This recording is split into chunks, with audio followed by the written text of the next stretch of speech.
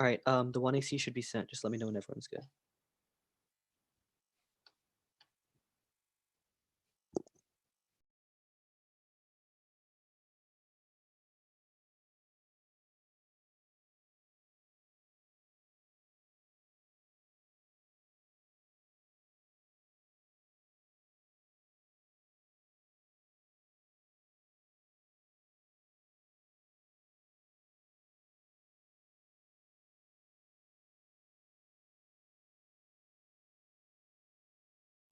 Is anyone not good? Just give me 1 sec to download it. All right.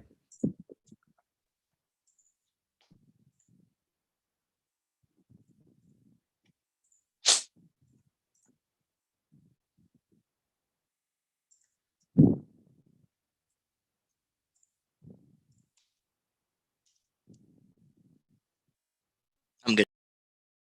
Okay, everyone good? All right.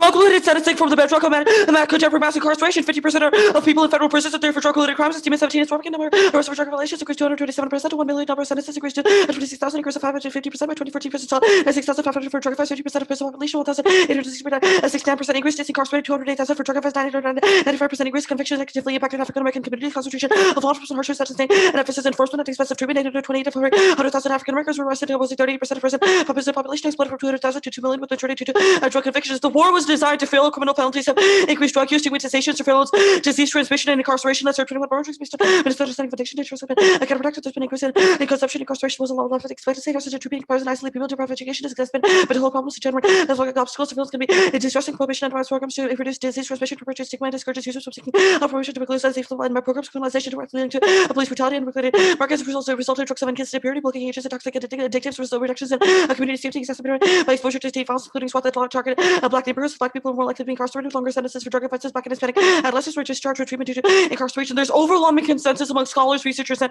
activists that ending the war requires decriminalizing psychoactive substances. Citizens must lobby for drug use to be considered a problem of public health and not criminal justice, as they're returning black people disproportionately incarcerated for drug use. For biostatistical scholars and sociologists, psychologists who call for decriminalization of psychoactive substances and end to the war on drugs. The war on drugs worsen healthful harming communities. The war fostered condescending moralism that casts drug users as criminals. Study the war and investing in communities will improve health, reduce recidivism, lower poverty, drug use, reverse explicit racism, black Hispanic men with police force, incarceration, harsher penalties, six practices, exacerbate vulnerabilities within communities. What is needed is a shift in how we think about drugs use and possession. It should be excluded from criminal law. Policymakers should pursue decriminalization while groundwork for legalizing systems, develop decriminalization, harm reduction, strongly advisable programs. When problems of misuse or should be approached through health and social support. This call for citizens to lobby representatives and for policymakers to draw passing legislation and ensuring ideas around ballot. Decriminalization allows users to seek medical treatment, healthcare, social support. In Portugal, a broad drug reduced drug-related mortality to 82% lower than the European mean. That's to do decriminalization based on drug use for limitless injustices with incarcerating drug users. Portugal decriminalization with harm reduction, lower rates of substance use disorders, overdoses, and HIV. Portugal's drug mortality was lower than EU for compared to 22 per million. When users do not fear criminal charges, they seek medical treatment and social support. Social institutions focused on harm reduction, helping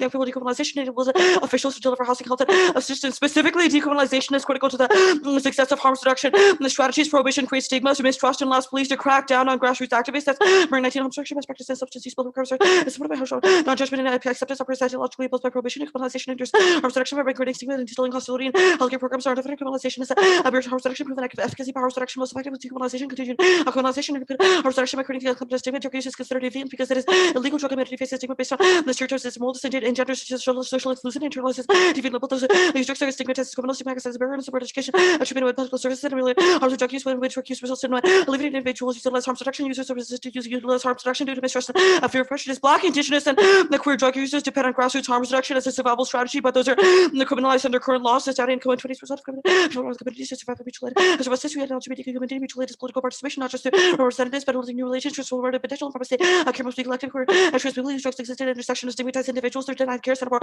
organized medical exchanges, the people who use drugs, people who use blood drugs, charge mutual aid as collective survival efforts to be underground to be as harm reduction or criminals like place little back Latinx and indigenous people who use drugs to punish organizations like the study collective Knoxville who safe about harm reduction, including home tests, medical bags of tests for hepatitis to queer and trans drug users. Safe injection facilities have reduced mortality by 35%. That's partial but I'm just talking to such as I have a 30% reduction of opening another years. The city claim I decline by SCA. Represent ICFs do not assist with use injecting facilities or safe and effective foundation injections. Produce SCFs, but at least I use SCF as well received by women at First Nations should have friction, including expanded services to reach vulnerable that are fatal overdoses contributed to a combination of drugs. Thus, the plan, the United States federal government should enact substantial criminal justice reform in the United States, policing and or sentencing by at least decriminalizing psychoactive substances. The past success of harm reduction has been the result of grassroots movements, but sustained advocacy is key. That's why 1994 harm reduction deterrence prohibition has been able to policymakers harm reduction will consider controversial progress, as Christy Federal harm reduction emerged from advocacy. People who inject drugs through grassroots movements, those by advocacy and social mobilization that harm reduction became normalized by these processes. They drop policies be performed at the level of harm reduction. Decriminalization is ambitious but achievable. Shifting public opinion has enabled states to abolish some mandatory minimums and reduce enforcement. As Stevens have seen the past 15 years, but it's just more drugs after use of harsh enforcement policymakers began to approach drug policies with repealing mandatory minimums, creating treatment sentences, and decriminalizing position. There's clear public and policymakers support to move beyond the war on drugs, result in an embrace of treatment better than criminalization as a be responsible real substance use, dismantling the war on drugs as well feed policies. Regard political will, the movement is significant marks a shift towards drug policies. The result of past in the 80s and 90s remain intact, sweeping reforms and changes in public perception will listed the jurisdictions that they dismantle the war on drugs. Reforms are empirically successful. Policy-driven solutions have driven down incarceration in multiple states. As 2018 scandalous was an exhibition of the policy purchase. The total purpose of population began to sit from listening 6% from 2009 through the 2016 factors contributed to declines. Killing war on drug policies and value interest and evidence based on the purchase to decline function of Supreme Court ruling. 5 states, the Connecticut, Michigan, Mississippi, Rhode Island, South Carolina, achieved a percent reductions. 25% other states also experienced significant reductions, including through California, New York, and New Jersey. States are geographically, politically diverse and enacted policy to produce outcomes. Population reductions are achieved through policy reforms. A confluence of statistical factors prove racial progress is possible and occurring. That's social and I 17 there's circle curves for optimism that are on investment cups between black and white. The expectancy to down from the 7 to 37 to 3.4. There's astonishing and very fast social phenomenon in which racial disparities are declining by a danger black and declining race of host has HIV, infant mortality, cancer, the heart disease, suicide, a lot of other things have to go right for a group's life expectancy to rise rapidly, and it's moderate to enable to 350 people to be released, but DJ's testing might lead to more exonerations, profiling, reducing inflation by 70%. What is so pessimism problematic when you tell nothing is going to better, you take away through instead of to stay mobilized. They give nothing we need to offer. The answer is pessimistic outlook has a long lower level of achievement. Optimism was associated with motivation and adjustment. Normalizing harm reduction begins with a discourse that promotes practices of care. That's 50 practices recycled amongst drug users, tips, managing health problems can pass by word of mouth. The only way of saved life is by needle exchanges. Service providers encourage clients to share harm reduction info with the peers, promote safer drug consumption, light of alienation from mainstream healthcare, initiating discussions about harm reduction, crucial and engaging consumers into harm reduction about health policy. We have to start with a conversation about what people want. Demands of the state break down government structures without institutionalizing our agency. That's the 1914 possibilities. Political agency reform to subjects character and transformation objects for resistance to government, knowledge rejection, and contingent struggles constitute within government nationalities. This nurtures a radical skepticism about identifying universally good or bad actors, constantly introduced to playing with whatever cause or possible issue, a pessimistic activism. We should engage the state as contingent and divide by particular policies. As here, we're 60 should focus on global spaces that don't require rejection of the state. The state is not reformative, subject to continuous redefinition, rigid conception, misrepresenting the incoherence of state practice, understanding the state ideas, immersion from business to the state through policy circumstances. It advises the state as contingent. Accurate predictions are possible through a combination of scenario planning and probabilistic forecasting. Together, they provide the cognitive flexibility and rigorous empirical backing to determine the plausibility and probability of uncharted futures. That's called and so like 20 every policy percent a causal relationship the better to make decisions as estimates of the future. We can select scenario planning, probabilistic forecasting, prevent policymakers reach out conceivable futures and abilities to which is likely to make sure investing scenario planning could have uncertainty with the nuclear revolution. The national strategy imagined future policymakers should use scenarios as artificial issues making about lack of data. The scenario planning can involve identify uncertainties, imagining situations, scenarios, provocative and challenging assumptions, given cognitive flexibility to scenario planning. Plus boundaries, decision makers need to know likely probabilistic forecasting or shortcomings to didactic approaches do not require understanding merely data and assumption future reflect the past effective as accurate geopolitical forecasting dictates and numeric probabilistic avoid biases, critical policy questions or short-term question to look into breakdown features and design post selected questions decrease the confirmation bias attach meaningful probability to likely scenario planning and probabilistic forecasting measure the question clusters make it possible to leverage each approach transforming up abstract long-term into concrete short-term. The city leaders about danger, those security, ability to envision long-term futures, anticipate short-term developments. Okay, I'm just gonna send these out later. The war was designed to fail. We've traced the war on drugs as contingent political action to undermine Nixon's political opposition. That's low by 16 war on drugs as a political undermine Nixon's political opposition. Nixon and enemies saying we're left at the people getting the public to associate pacts with heroin, criminalizing voters from the communities, right raid homes, break up meetings, and vilify them for drug prohibition, contributing to terrible consequences of racial disparities and drug laws around the world.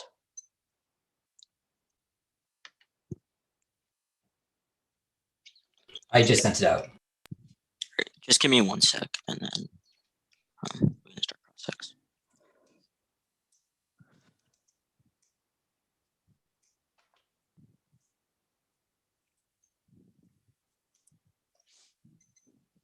Okay, you good for cross-checks? Yep. Okay. First question I have: this last piece of TOC evidence is like scenario planning good, and we should institutionalize. The exact quote is institutionalizing the imaginative processes of scenario planners. You've read a bunch of cards about grassroots movements, harm reduction activism. What is the role of scenario planners in that? Well, I mean, the Skolbeck and Tetlock evidence just makes the claim that we can determine the possibility of potential scenarios in the future based off the empirical basis of those scenarios in the past and the way that those No, scenarios it says, are quote, the formulating in the status leaders of quo. the U.S. government should institutionalize the imaginative processes of scenario planners to create short-term futures and prevent risk in the context of national security. What is the role of that in harm reduction? It's less about that one quote that you're cherry picking from the piece of evidence and more about the basis as to why probabilistic forecasting is a way that we should be making decisions. It makes a broader claim that probabilistic forecasting is possible. We can assign relative risks of potential scenarios in the future. For example, in the context of the AF, we can assign relative risks that grassroots activism will be empowered at the state and federal level based on decriminalization at the federal level. Okay, that's what I needed. All right, perfect. The next question is, how do we come to the determination of whether or not the app is a good idea? Well, if we prove that the consequences of this, if the simulated consequences of decriminalizing drugs at the federal level is a good idea. Okay, how do we prove it's a good idea? Rom, do you want to answer this? Through scenario forecasting, like I think we just read evidence like the last. Okay, so the way that the 1AC proves the app is good is through scenario forecasting. So that's central to your advocacy. Perfect. The whole point next question I have is Black. Murray evidence is describing all of these sort of harm reduction activism that's happening in grassroots movements now. What is the relationship between the advocacy? Is your argument that is it your contention that the 1AC's presentation is in line with those advocacies? What is the relationship between those movements and y'all? The Dowdy and Cohen evidence articulates how federal drug laws are perpetrating empowering criminalization of those harms reduction movements. So our argument is that federal decriminalization would allow harms reduction movements to succeed. And harms reduction is good because it reduces drug-related mortality. It's a survival strategy for... Okay, again, what is the relationship between... You've read a bunch of cards about why we need to be advocates. You said sustained advocacy is crucial to reform drug policies. What is the relationship between the AF and that advocacy? Yeah, so our Murray evidence and our Duff evidence talk about the discourse surrounding drug criminalization. So a broader discourse that intertwines drug-related policy and the criminal justice system is what perpetrates a stigma that portrays... Okay, so we agree that discourse surrounding harm reduction is important for discussing those things, yes? Yeah, we agree it's important, but we also think that that is connected to the policy consequences of decriminalization.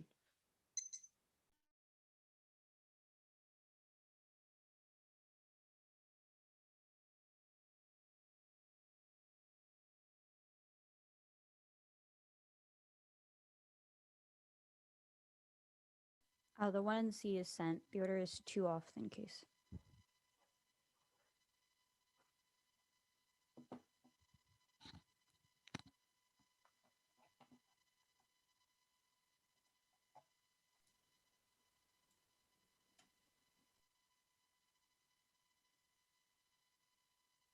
Has everyone gotten the 1C? Give me just a sec. It's still opening.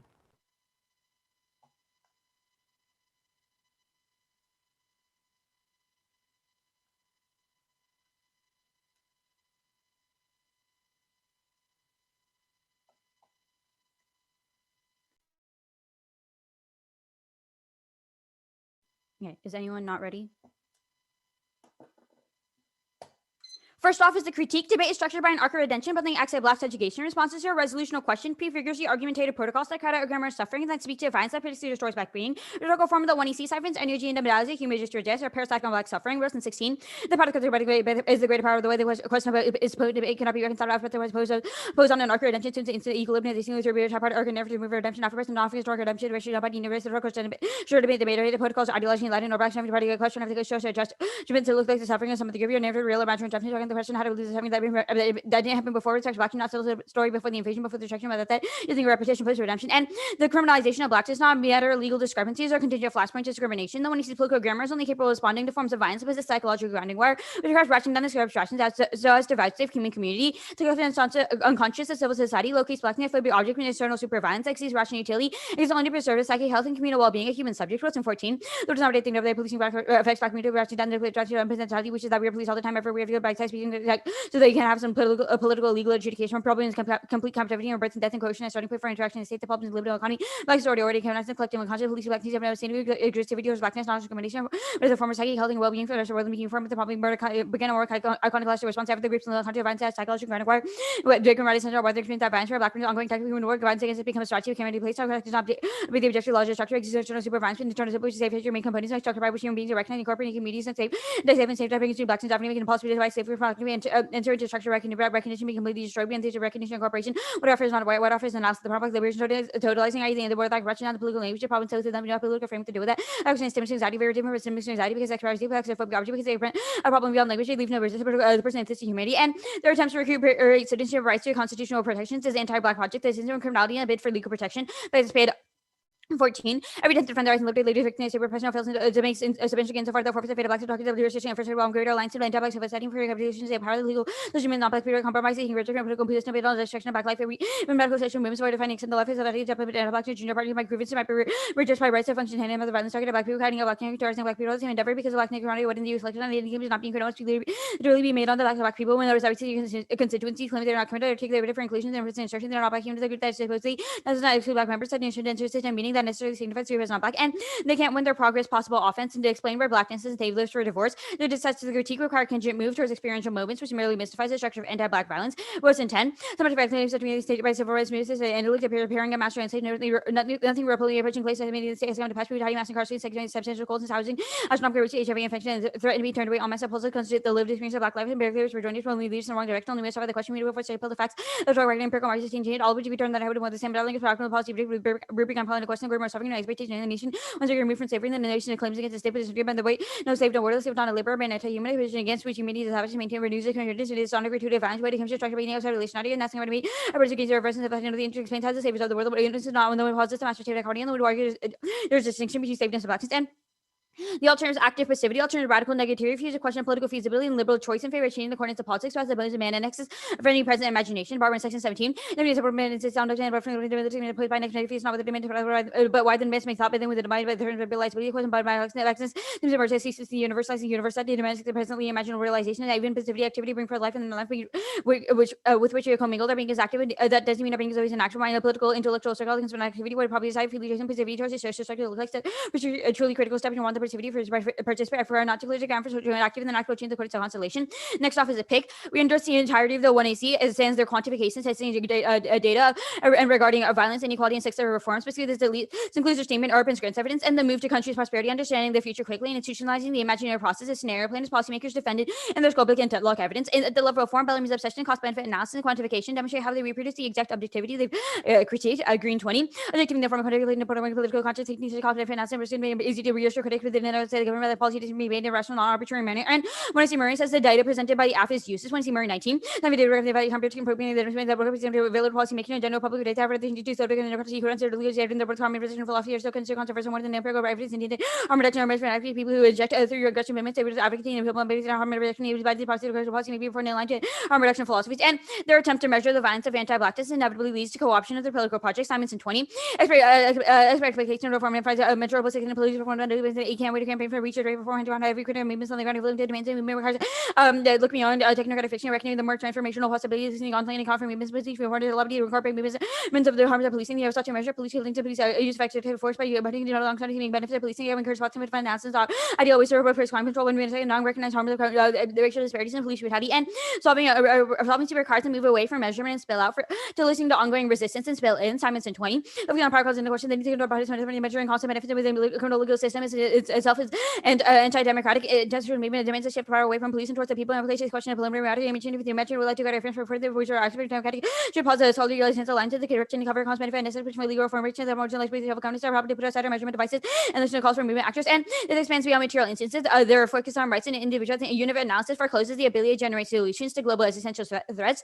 Well, 20. The fact that global interdependency is not national sovereignty may be winning international students sit on the fragment when the reason is difficult to convince arguments and warning brings the threats as the right sentiment to the augmentation of national wealth and power only by affording the interpreters that will become possible for global obligation of migrants who are subject to race and equality may imagine this way because everything equality when one person is treated equal to another it takes an individual person and universal property of social obligation to be virtual one another equality is a feature of social relation and depend over articulation on increasingly about interdependency letting go of the bodies in the union to now was made relational including violence, and this prevents an understanding of embodied equality critical for social transformations. Butler 20. If represented with the individual and the religion had the interpretation that accepts an embodied version of equality, we have to think of punishment to living position now for election question this some of agreeable because equality cannot be met. You cannot take human as a conference analysis. Here's a variable concept that friendly or particularly egalitarian forms of social and political party is already operating in life. They agree with it to be interpreted in a way that the individual life matters. Equal agree with it would be a principle that organizes social organization, health, free to alter implement and civic life. Next case.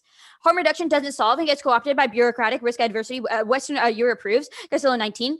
You have to primary innovative you're organizing loss of prevalence and power to harm reduction in Western Europe has delivered by National Health Service or by non-governmental by focus on health and prevention harm reduction that become more contained within the medical model as you can across the afternoon service provided government research but it can create fewer pushing harm reduction in nature organ may be risk adverse concerning operations that wouldn't fall within legal system harm reduction working in the Western Europe almost all government funded activism holds the free to finger over surface harm reduction may be deployed harm reduction program designed to reduce incentive and public status as a result of efforts to move away from the public people who use technical investment most of Western Europe bureaucracies are still same by who's compared to marginalized still continue taking strength the US harm reduction and capitalism mainstream public health you have to adopt laws on public medication is to you are working to the fever pockets and to harm reduction being being co-opted by the public safety Western Europe offers the activists fears that it would be too easy for activists to solve. I'm going to put this card on the pick. The Western conception one within the academy can kickstart movements and somehow activate a world-changing event is locked in a violent form of colonial alignment based on the white man's burden. Instead, we should recognize the disenfranchised are always already creating features themselves who daily exit survival and creating moments of resistance rather than grim Western narratives. 17. The term McCarthy talked about a better future putting a relation to the misleading moved by pressure to represent the president to the true perpetual colonial categories of being represented for electoral party spectrum stand off to the government of the environment that being haunted by responsibility coming to the public as ethical political subjects breathing and subject political was go over constitutive colonial underside by social articulation people show up the community of political constitutive categories of political philosophy but never heard of with him outside political abandoned and exists in political spend honestly never human being to be new and you can rise their philosophy they present living with their community and struggle how to meet me otherwise then our evidence is marked at otherwise with power the material being otherwise. All right. Is my audio fine? Yep. Okay, sounds good. Status of both of these advocacies are conditional. Conditional, yeah. Okay. Let's talk about the critique. Wilderson, they critique contingency, the use of empirics to prove whether or not anti-Blackness is existing in an ontological state. What does Wilderson use to prove that Blackness and slavery are not examples divorced? bad is our argument. The one Yeah. in C Wilderson evidence, the 10 evidence is the idea that you should ratchet down the scale to into empirically based rejoinders is bad. Instead, we focus on the structure. So our argument is that one, we have a structuring theory of negation. The idea you can derive a criminal is only through non-criminal. The ability to define something that is human has to be defined against a non-human. So my question is, what does Wilderson use to prove that a structure? Yeah, so he cites the theory of social death and applies that in the context of the Middle Passage and goes a step further to say that those things that occurred in slavery are the same structuring conditions of the world and that those signifiers have not changed. We have not said like historical examples. It's a structuring event that created the condition of possibility for humanity to find itself in opposition to Blackness. Okay, the Spade piece of evidence, it's just a broader critique of using constitutional protections and judicial projects. Well, it's not just that. It's it's a critique of victimization politics. The evidence in the context of victim centering or victim-based philosophy as an approach to the criminal justice system, which is what we've criticized. What is the alternative? What is the alternative? Contextualized. What was that? What is the alternative? So the alternative is active passivity. We have said that we have refused the idea that there's something to be done, and instead we forward repetition in place of redemption. So The alternative, Barber cites delusion theories and says that the way we come to an understanding of prescriptive instrumentalization of future necessitates anti-blackness. The only way to get out of that is to refuse that question and instead move towards new worlds unimaginable in this one, And which means can that result in the decriminalization of drugs? well, we critique that question. The point is that we critique exactly what is to be done. But if you're asking, Okay. does the alternative solve the AF? No, we don't Okay. result in the plan. The PIC, does this aim to solve the AF? It's a pick. it does. Like, of course, Yes. it aims to solve the F. Yes. Okay, so if you can sever your reps on the critique, which say broad progress via the government is impossible. It's an why even can't if we- question. Okay, so my even question if is we're then wrong why- on the critique, okay, we can yeah, win my- under your framework. Yeah, my question is why can't we sever the Steeman, Earp, Schranz, and Skolbeck and Deadlock evidence? Well, Because they're in 1ACC, intrinsic to the Exeter 1AC's explicit that it was advocacy. part. Yeah.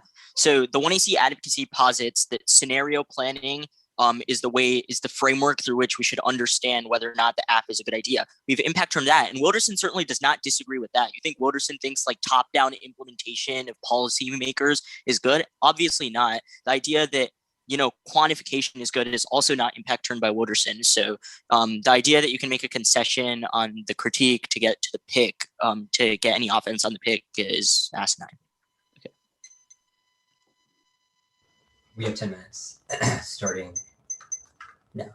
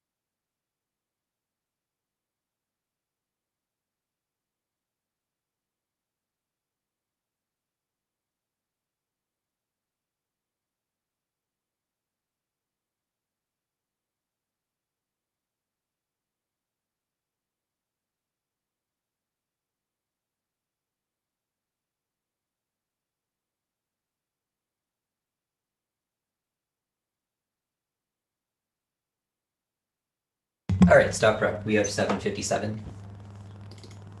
Akio, can you put that in the chat somewhere while I send it out?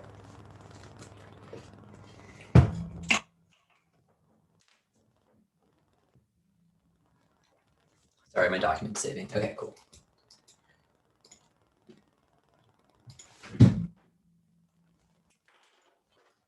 The order is the case, the pick, and then the K. All right, it should be sent.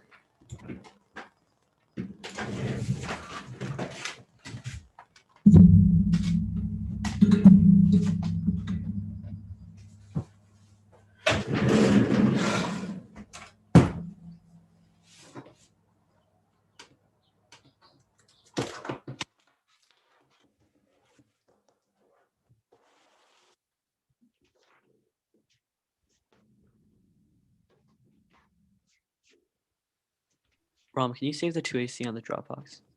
Yeah.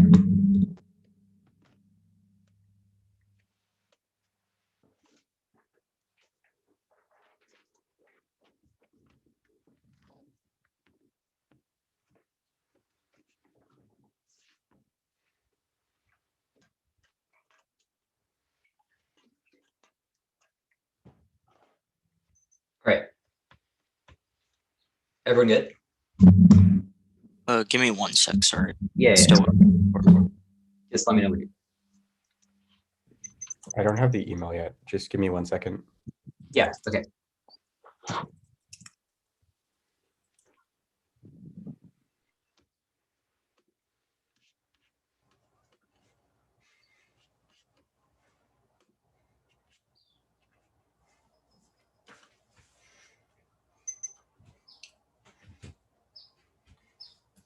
Okay, so are we good now?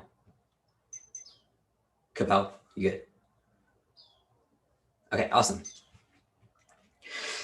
The war on drugs is a war against minorities, but Nixon deliberately labeled drug users even to reassure white America the aftermath of the counterculture movement. The after also impacts one is incarceration. 50% of people in federal prison are there for drug-related crimes. Drug policies drove the mass incarceration from 200,000 to 2 million. Second is harm reduction. Black, indigenous, and queer kids never start for safety injection. HIV testing and support are criminalized as a result of current drug policies. Activists say the affirmative is a necessary survival strategy. Independently safe injection facilities reduce mortality rates by 35%. Third is stigma. Criminalizing drug use causes people to internalize a TV label, which makes them less likely to seek out support. And then the absolute by decriminalizing psychoactive substance, which was literally and discursively shifts drug use from a matter of criminal justice to public health. Harm reduction does not get co-opted. One, this evidence assumes governmental funding, which is not the app. One is Europe says that it's based on activists. One is the data Cohen says that those are first underground and the status quo, which means that it's not unique, only the affirmative can solve. Second is discourse and stigma turn it because it normalizes harm reduction. Academic spaces like debate, which is independent. In fact, that they have conceded the second case argument will be responded to on the pick. Now go there now. Permutation to the counterpoint. We can sever our planet because they've read a K and a pick endorsing the affirmative except for the statistics. Permutation to both. Our political advocacy is the plan, not evidence. Positional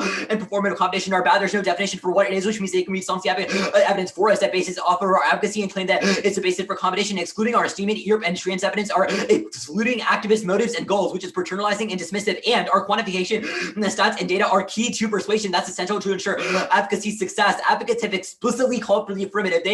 Their dismission of our statistics and dismissive of literal activism have presented them. We also don't move towards this country of prosperity that their evidence describes. We defended a contingent political action. They have cherry-picked lines in our scope of evidence that don't apply to our political advocacy. Cost-benefit analysis and quantification are good. If we don't use cost-benefit analysis, activists will get shut down. If we don't use it, we don't know what problems exist in the criminal justice system, so we don't know what to solve. I.e., if we didn't use it in context of criminalization of drugs, we wouldn't know that decriminalization is an empirically effective strategy. We also do not affirm the USFG's use of probabilistic forecasting. We affirm it in our advocacy to decriminalize psychoactive substances. If we didn't use statistical analysis, what if incarceration increased in a state after the plan? We should know that. Those are things that are central to our political advocacy. It would not be a good idea to decriminalize drugs if we knew empirically that based off statistics that it increases incarceration. Their dismission of cost-benefit analysis is one that ignores political reality, one that allows people to be sidelined just so that we can have our own little space where we feel good about ourselves. They see the affirmative is useless. The reason why the funding was low is because they were cracked down upon, which is the Dowdy and Code evidence. That I also responded to it more in case in discourse and stigma. They say that we measure the violence of anti-blackness. We don't measure the violence people have experienced. We have simply stated that 2 million people are going to jail and they should not be. And in debate spaces, we need to normalize. We have to get rid of the stigma in academic spaces. They say co-option. That proves why cost-benefit analysis. It's important to win the pick. They have to prove our cost-benefit analysis has in the field, which they have not done. They say Salty requires a spill out. We've cited activists that have called for the affirmative and used cost-benefit analysis. And independently, we have to fit within the game to play the game. Judges won't vote for a policy that cannot warrant its conclusions, and they are no different. The way we change that is by normalizing our discourse. They say foreclose the possibility to stop global existential threat. We do not reject those solutions. Our model creates better solutions for those problems. It's like a policy that puts everyone in jail to stop emissions. That would be a terrible policy and would fail under a cost-benefit analysis. But if you don't use cost-benefit analysis, you have no warrant for why that would be bad. They say it prevents a critical social transformation. The affirmative is a social transformation, but it starts in debate. They've conceded the app removes stigma, which is a critical first step. And we aren't claiming to be some massive saviorship. We've only claimed, though, it's a good political advocacy that can get 2 million people out of jail and something that we should talk about. We also have not claimed to activate this world-changing event, but rather, in response to that above, that was the case argument that they read. The K. Framework determined the desirability to give the plans enactment against a competitive alternative for the liquidity, the consequence of the plan. They must defend uniqueness and kick the all that's best. A's class A high political consequence of the plan of the locus affirmative office. The ultimate conclusion of our scholarship level the ways of prerequisite to equitable engagement, which is essential for capturing all unique educational benefits of debate. Second is advocacy. Plan focus allows us to be proto-institutional language of the state and effectuate changes. The success of harm reduction has been a product of advocacy and social mobilization. Grassroots movements are the lobby for decriminalization are the only way forward. That's Murray. Third is it is ambitious but achievable. Marijuana decriminalization has proven a broad broad shift in public and policymaker opinion towards drug use, sustained lobbying can effectually change that statement. And our independently, our discourse and scholarship are productive, normalizing harm reduction in academic spaces, destigmatizes drug use, that stuff, permutation, both permutation. And they do eat the USFG does the alternative and the does the affirmative, and the actor of the alternative can do the alt because people who want to engage and say should, and people who don't want to should, and permutation double on the can't. Either the alt can't overcome the status quo or overwhelms the affirmative. The first evidence is about policing black people, but the affirmative is only true because we end policing of the war on drugs, which is a bedrock for mass incarceration. 50% of people in federal prison are there because of that policing. The second evidence is about rights and citizenship, which has nothing to do with the affirmative. We remove crimes for psychoactive substances to allow alliances within anti-black civil society so they don't capitulate to the state, because right now the state cracks down upon them. They say, we can't win progress if possible until we explain where black descent slaves were diverse. Wrong. We have traced a continued political action during the Nixon administration. We aren't making a broader claim about these connections. So obviously we're not going to be drawing that line, regardless if it is contingent on policy, even if it is broadly oppressive. Negative state action can achieve a transformative change, which is a Hayward evidence. They cannot prove the broader theory without disproving the affirmative. Negative state action also solves the link. We can hijack the state for pessimistic action, which is Donati evidence, without institutionalizing our agency. Now, ontology, three framing issues. One is that you shouldn't trust an argument unless you are explicitly told under what the conditions it is false. Process proves.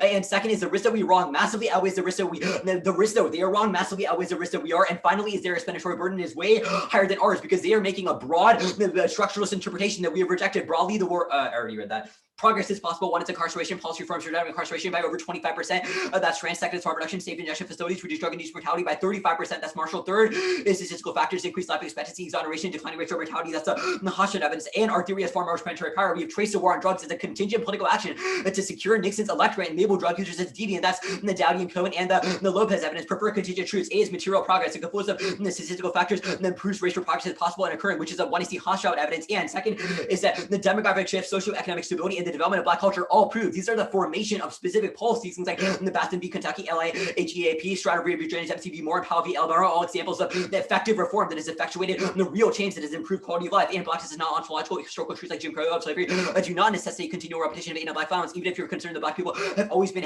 historically exploited. A malleable future means that pessimism is likely wrong. And publicization pessimism the African American thought that we need to go back with a white innocence, at least a political server, and social identities, the fish social categories that for no government fiddles, the pessimist for the hopes of committed value, commitments making a reality of exploitation, the pessimistic posture of empirical study, what should we attend today, the producer of non-delusional dissatisfaction, the history, the critical interpretations that black people are living out this repetition, so the Jim Crow was subtle forms of control, this historical, the moment is going to collapse into one, there was no pessimistic answers, and there are not cyclical, there are no immutable truths that make little sense of profession, but there's no single fixed evil. How should America, where do we go from here? The party said, must put all cards on the table, there's no way from believing beforehand, which is why even if we agree with the revolution for today, there's necessarily the issue of what revolution may animate this tradition, the tradition resists for nation, let's just all the pessimistic rights and and cynicism and justice and unofficial harassment in the world of cinemaking. Even if our best grounded pessimistic system don't likely be mistaken, also the pessimism that the person have no reason to reality, meal or some true salvation is a possibility, orientation towards the world and so people want to be the better the world, even if it doesn't matter a degree. We must avoid presupposing fixed meaning. So whiteness. Their argument that evidence also response to their evidence about how there's no distinction between the slavery and the status quo anti-blackness. Their argument relies on the quote. No, skip that. Liberal economy is a hoax, close to current, available, be easy to see evidence of racism is a permanent inevitable. Neuroscientists were represented exposing people to fMRI, which confirms that the coalition sharp that race Democrats and Republicans favor the party more than a race block. They said it makes race team trigger positive facilitation of a response to the team membership rather than race. Cut the card at rather than race. The alternative, it fails because of police crackdown there. The mutual kitchen numbers, a state collective and do it safe, are currently being cracked down upon as a result of drug policy. Second is police presence. They will continue to antagonize drug users unless we decriminalize psychoactive substances, which is what I see Dowdy code evidence. Permutation of the amongst active has to be that solves because we can still affirm the end of war on drugs and affirm an active passivity amongst their active field. I'm ready for cross six.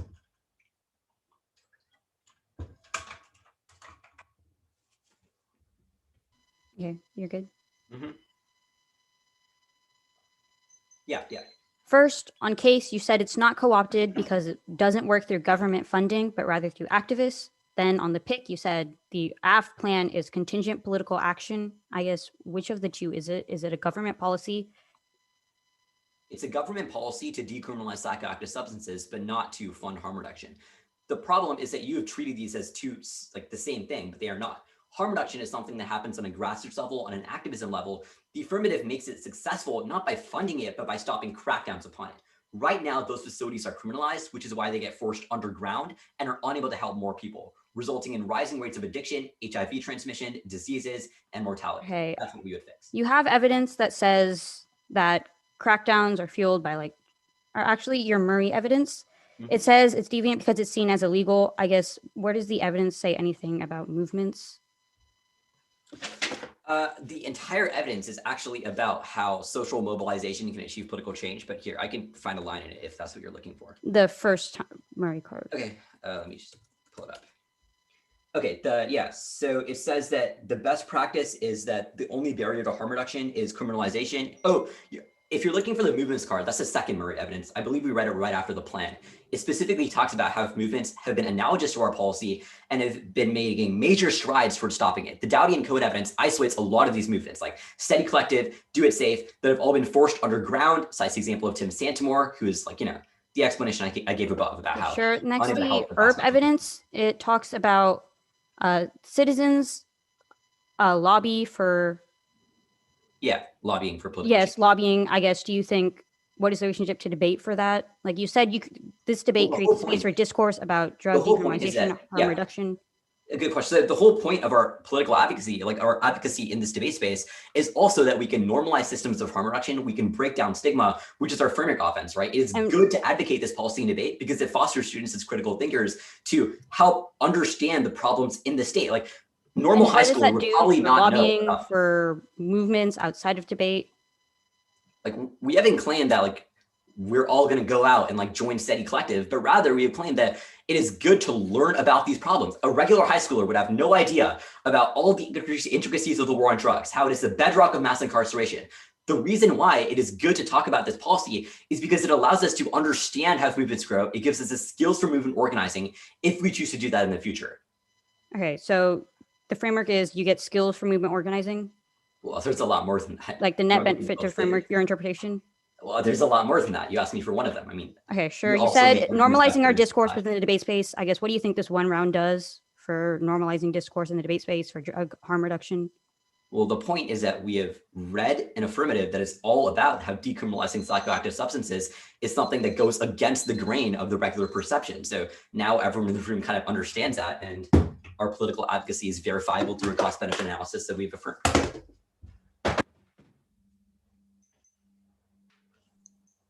Ten minutes.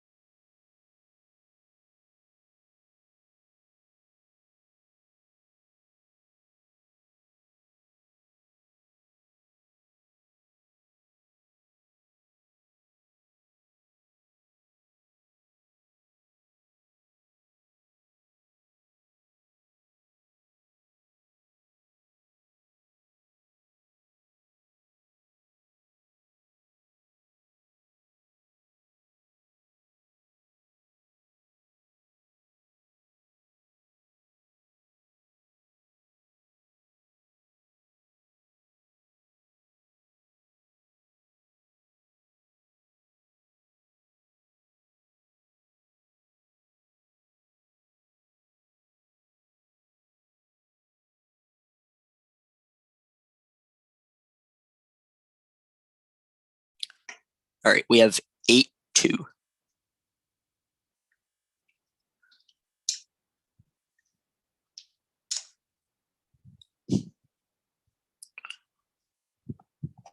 Actually, we're going to start prep again.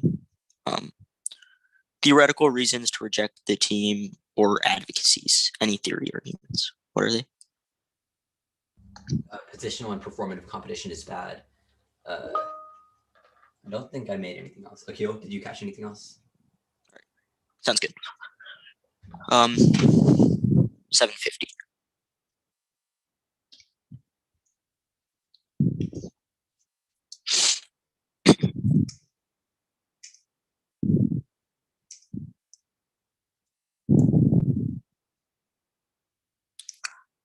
I'm sending it out now.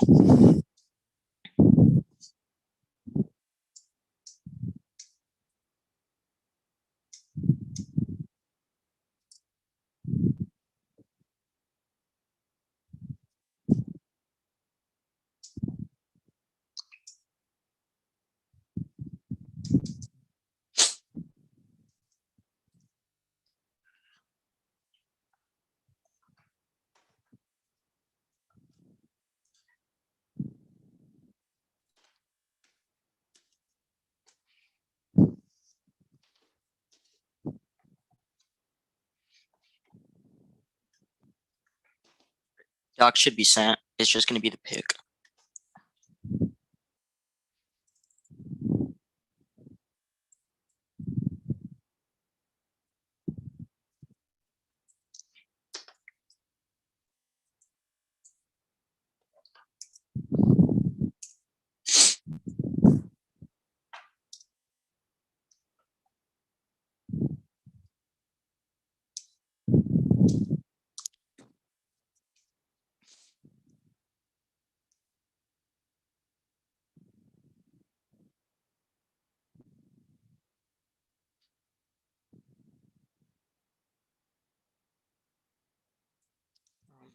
Let me know when everyone has it.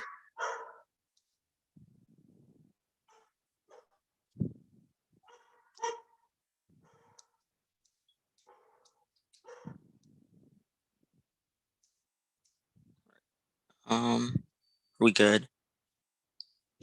Yeah, I haven't gotten it yet. Yes, Sam.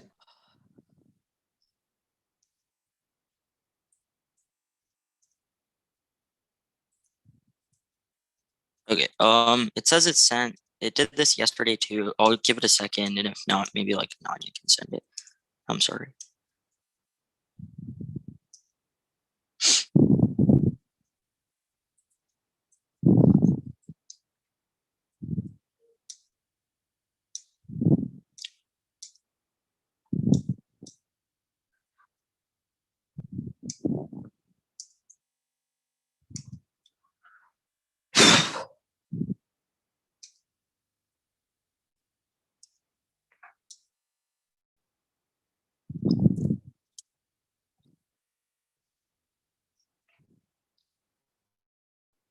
Anyone have it now by chance? Or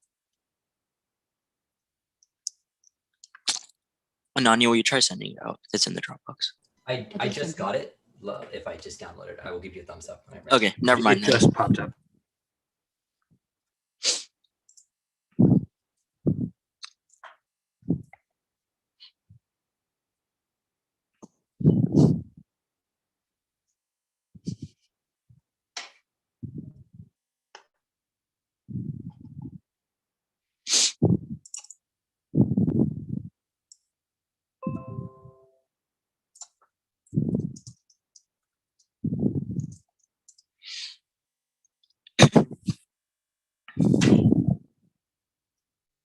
All right. Does everyone have it open and everything? We're all good to go. Okay. Arvin, you good? Perfect. Okay.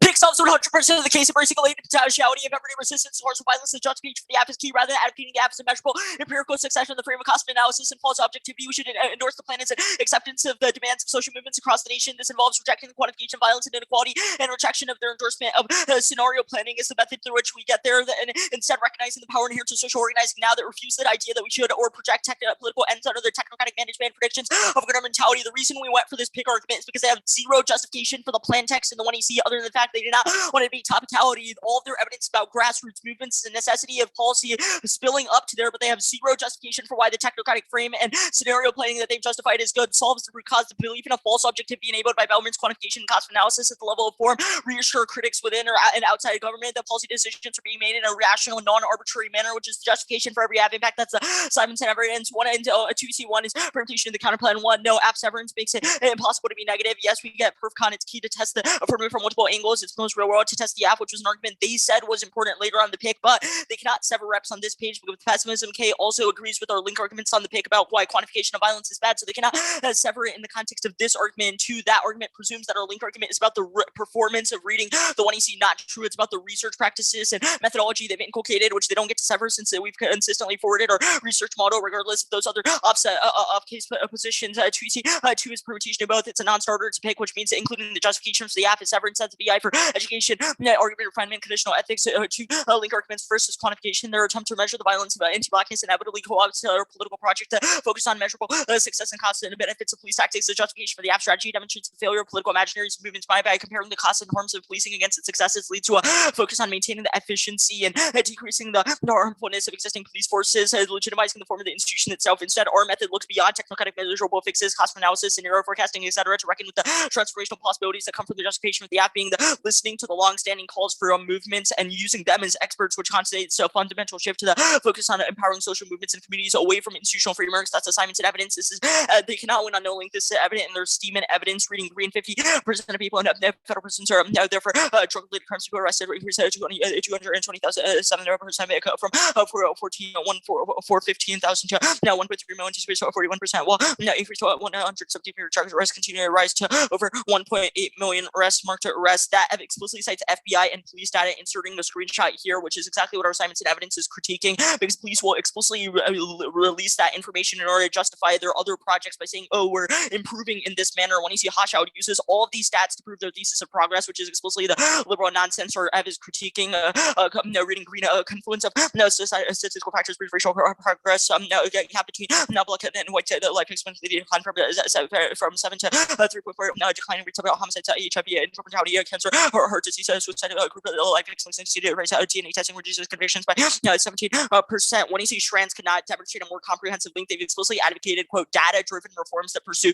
a bipartisan consensus, end quote, and among technocratic, quote, stakeholders while advocating for public safety, end quote. When you see strands in 18, 5 states achieved prison population reductions, 14-15%, 25% with no adverse effects on public safety, or 5 were engaged in the justice reinvestment initiative process spearheaded by the Bureau of Charitable Trust and the Council on State Governments, which is then to work with the stakeholders to respond to the driving forces of prison expansion and state develop strategies for change in policy and practice. This report seeks to inform stakeholders in other states the range of policy options available to them for significantly reducing the prison population, leader reform varied among states, and merge among governors, legislators, criminal justice officials, and advocacy organizations often benefit from media coverage and editorial support. Prison population reductions were achieved through data-driven reforms that pursued bipartisan consensus. Proves the link turns the case. 1EC Murray evidence says, quote, harm reduction programs are failing to reach the very people who may benefit from their services, largely due to the professionalization of harm reduction work, end quote, which is exactly the institutionalization that we critique. They also cannot win on no link to the second part of our pick. The 1EC cross-sects the sole way they determine whether or not the app is a good idea. The very framework they use to evaluate the app's efficacy is based off of scenario forecasting, which should obviously be net ground in his offense on picks as well. The 1EC is the only thing we get to critique, and it's their fault for double turning themselves. In addition, it is about the meeting of the nation states, which is what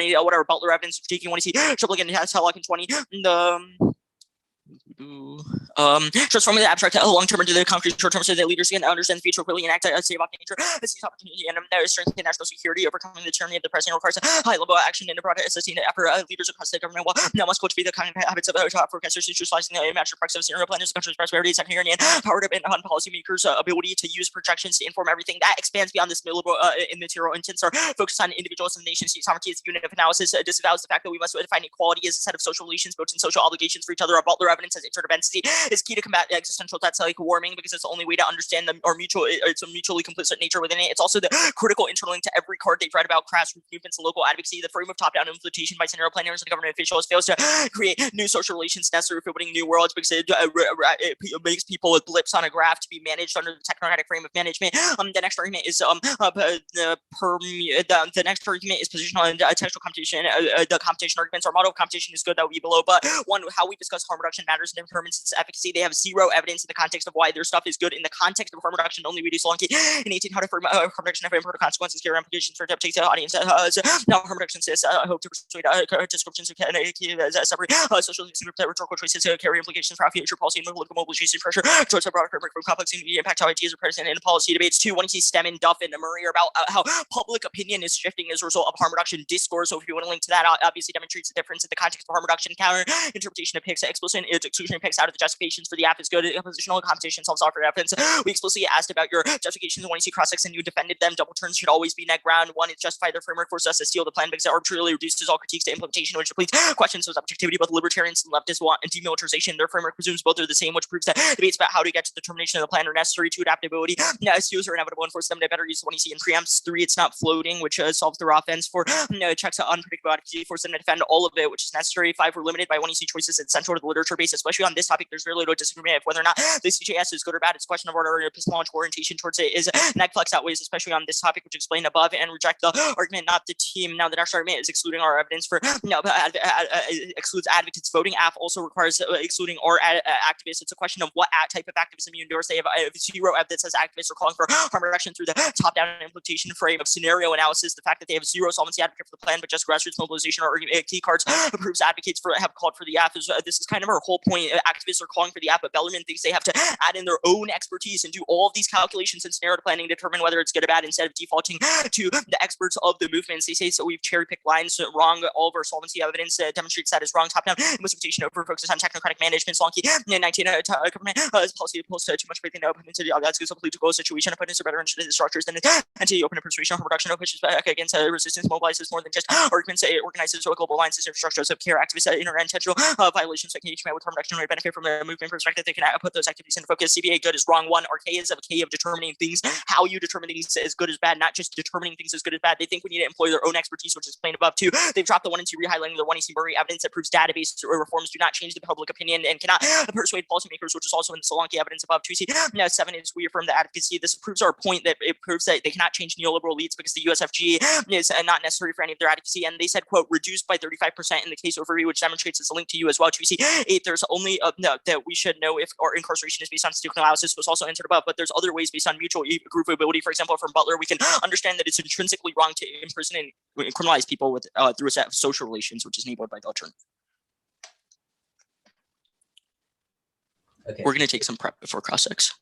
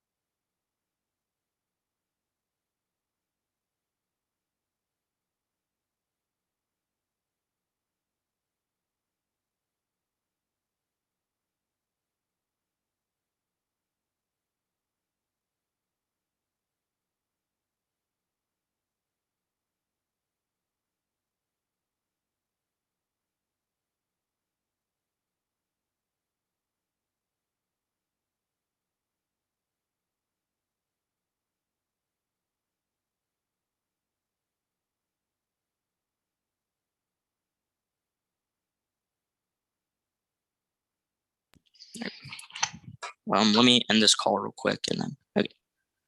We have 7 minutes. Okay. Just let me know when you're ready. I'm good.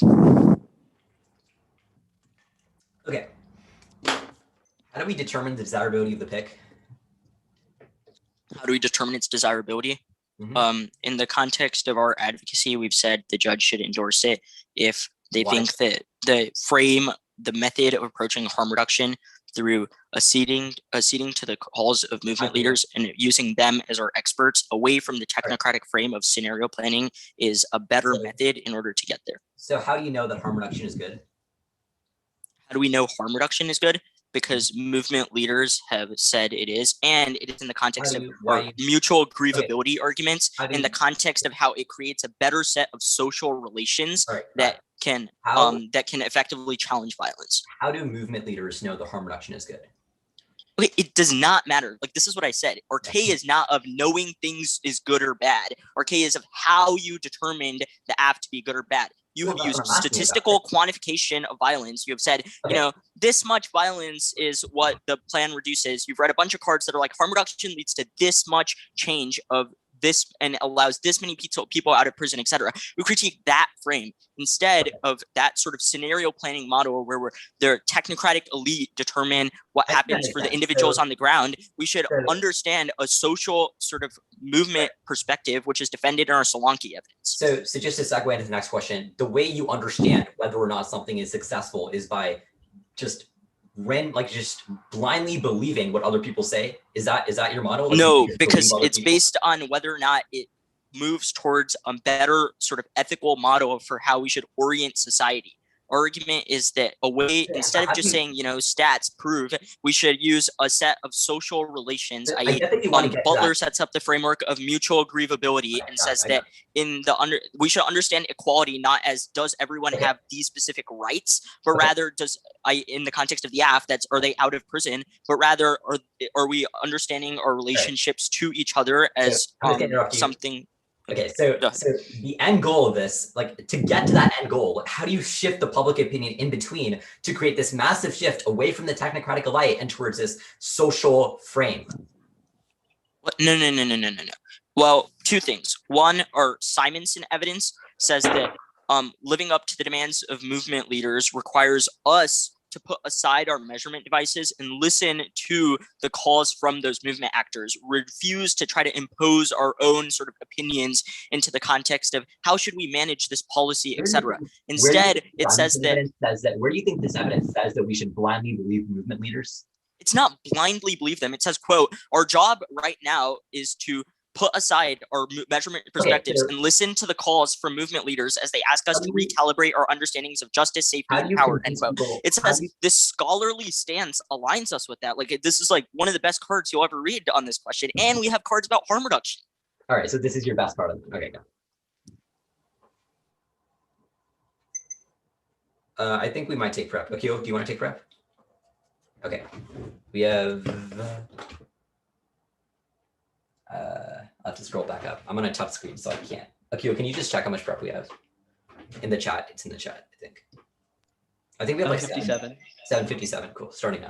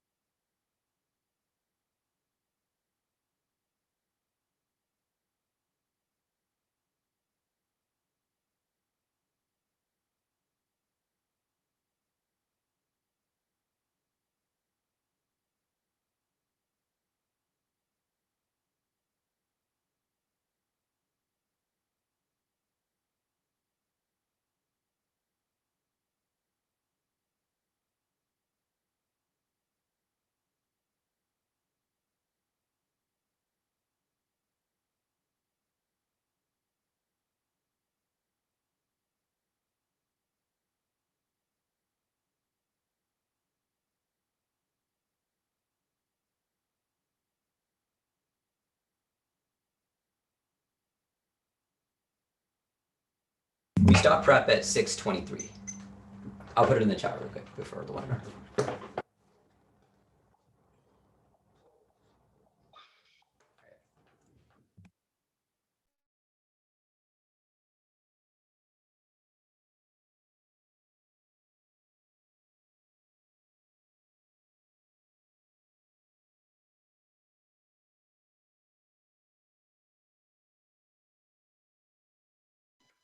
There's cards, but they were in the 2NC document.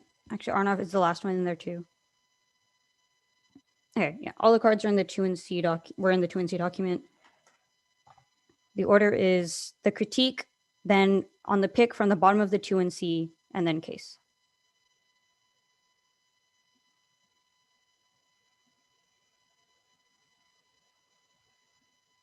So is there a separate card doc, or should I just be looking at the 2AC doc or the 2 2 and C doc. Okay, got it. And would you mind saying the order one more time? K, pick, just flow from the bottom of the 2 and C, and then case.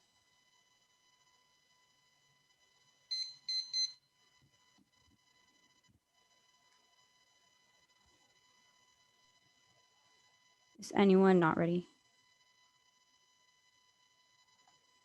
First, on the critique, concede the permutation is the test of competition. Perf comments in 2 and C, and new cross application justify new 2 and R answers. Next, the pick. Local movements are more successful in providing redress to drug users. Solanki 19. Now, get a practice analysis and reporting contributors following globalized social movement, avoid top-down leadership and disconnected membership from membership, but for drug users, contributors to information and tune. There's usually not drilling or just for them. There's the rates to from activity, time limited, and mentally connected relation, marginalized with other people, regards to harm reduction activism, transformations, hostile urban spaces, and habitable stations that should bring people that what they happen to globalized networking, concentration, solidarity, political action, and and maintain international possibility for political activity in other scales. And they said top-down key, but one, this reproduces disempowering political topography because it says that there is the people in the power that enacted upon us instead of a bottom-up depiction of power. You should understand the AF as a recalibration of neoliberal governmentality that works through preservation through transformation. Then when I see a conglomeration of power relationship that valorizes law and order while also commodifying the demands of the Black radical tradition, that means these arguments are in contradiction with the Murray, Dowdy, and Cohen evidence about how grassroots movements can get there. And two, top-down harm reduction is a neoliberal tool to control marginalized populations. Wagner Gerson 15. Harm reduction has been called an intention to disturb marginalized drug users, having captured public technocratic neoliberalism managed risking population about a movement comes top-down policy. And New York proves Wagner Gerson 15. Harm reduction roots in movements are marginalized and becomes central to cities' public health bureaucracy. The activists push New York. The system to transform the ways of responding to drug use. Harm reduction would not have been mentioned without the movement. And their obsession with metrics and data focus trades off with necessary commonality that only reproduces neoliberalism. Grow 14. The return to data, the need for contextualization interpretation, the common grid, decontextualization, prescription effect, obsession with metrics, the insatiable desire for control, remove from just historical memory, or form of rationality, serve the interest of rich observers, their cost, address other broader conceptions, and non-market rather people turn to nothing when their physical units up their humanity, killing the way for growth, and when it comes to less for individuals to ignore the suffering of others. And on the top-down implementation, I'm going to finish the Nair evidence from the one and see ordinary organized certain normality of the reshape already being the refuse of present. Nothing is added struck by naming universities to capture categories of universities. The reification of race of history of history consulting and letting decolonial perspective managed services outside the gates of philosophers accepting the population. Something that they're totalizing prejudice often on this ontology of being rooted in everyday resistance colonial power. And our Nair evidence impact turns our politics to collective organizing. It's not genuine solidarity. It's just the extension of the Western academic gaze, and where they assume some American political decision, either the passage of the AF plan could catalyze a turning point in movements on the ground. This is the basis for all of their key to successful movements offense, because the implicit imperial assumption that those marginalized populations over there lack something that we can grant them is Western paternalism that disavows ongoing practice done by movements now. The capacity that allows them to impose and for the activists that have the tools to make those that are suffering the status quo succeed. This doesn't link to the picks. Our argument isn't about kickstarting movements or assuming there's something we can offer them. Instead of spill out arguments that spill in. How do we learn from ongoing movements and accept the demands of social movements across the nation? They cannot no link this to topic. The 2AC overview was quote the AF is necessary survival strategy. How they articulated the AF as being key to protect those in protest and movements in status quo, and evident how they have no relationship to movements, but they weaponize in order to get out of their own racist investments and characterize the AF as in solidarity with those movements. They personally can claim the benefits of the movements through their claiming their discourse is what makes them successful now. The idea that somehow the reason the movements in the status quo fail now is something the AF can play resolve when they think that the 1AC maximizes the struggle that exists in status quo is our link. The frame of the AF plan is key to Black liberation, stopping violence in the status quo works in the same way that reforms are overcoded in status quo. You're writing the concept of 1AC assignments and evidence that says that rejecting the cover of cost benefit and assessment, which for legal reforms that give marginalized groups as a self-government. Our job is to put aside the measurement device and links into the culture of the movement actors, which is the pick, not the AF. And they said the social transformation occurs in debate, but there's an independent distancing decide because they deflect their own complicity and anti-Blackness under the belief that they're doing something for Black liberation now, and it distances them from violence because they imagine themselves to be too aware and helpful to be racist, which makes them less self-critical and more likely to engage in racist violence.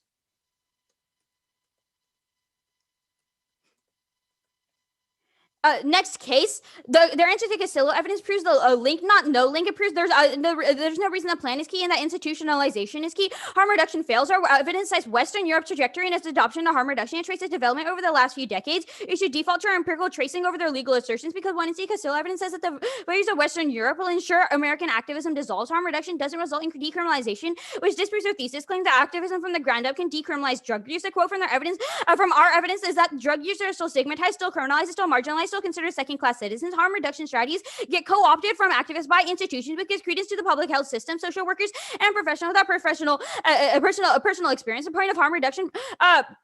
Programs are reduced instances of public drug use, which incidentally moves drug use from the public to the private. I'm going to read another card. I'll send it out after. This is on the pick. Knowledge making, like the performance, is steeped in expert vernacular that reproduces normative knowledge, making paradigms that kill minority participation or ignore organic intellectual experience are a necessary component of radical solutions. Be subject to other arguments. Read Brinkley 8. The such a part of the debate are able to legitimate logic, but not to deliver practice, maintain normative knowledge making, normative practice, regarding alternative practice, knowledge making, trying to appears experience in everyday words, personal experience and organic interpretation of power, the traditional evidence exclusion, prevent a radical solution may be found in the other perspective. This card is marked up perspective. I'm sending it out now. We'll start prep whenever I get it.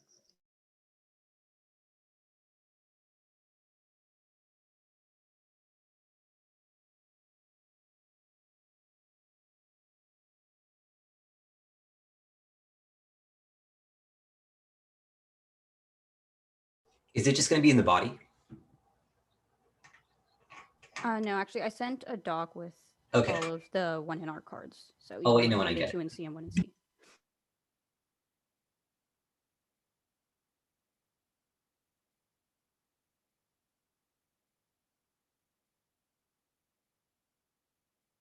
I got it. I'm just going to really quick open it. Or Akil, just let me know when you're ready and we can just go with that. I think we have 623. Akil, you good? I have it open, so we can start prep whenever Akil's good. Okay, cool. Starting now.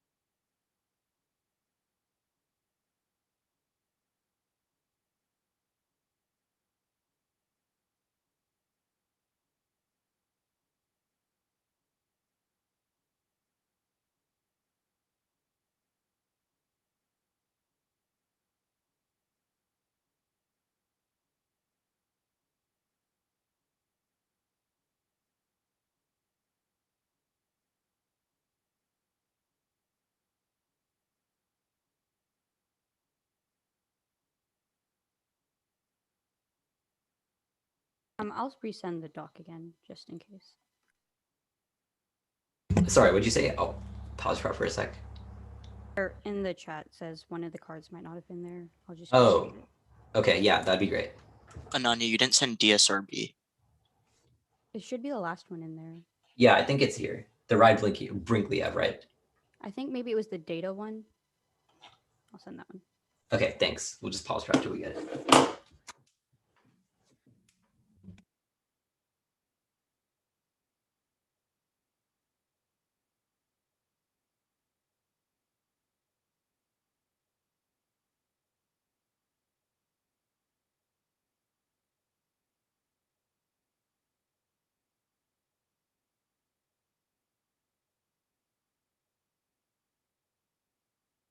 Arnav, can you send it? My word, like, shut down. I'm gonna just throw it in the body.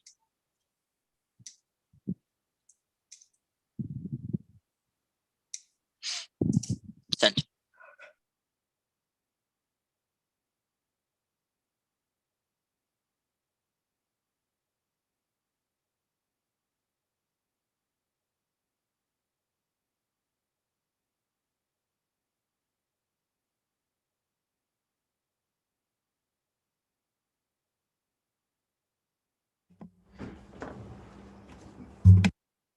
Sorry, I said resume prep 4:26. Here, let me reset my timer. We got it. So.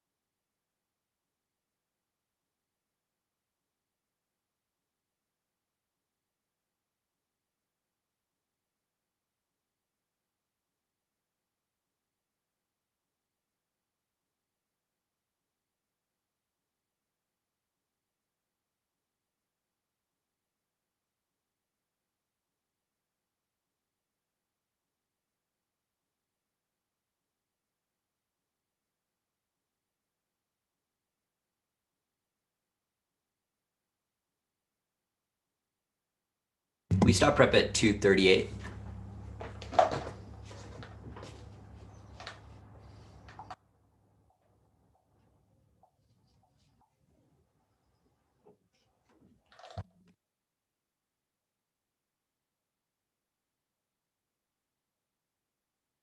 All right. There's no card doc. Sorry. The order is case K pick.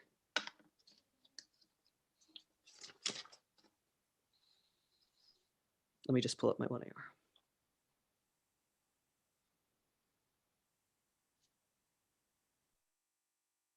Okay.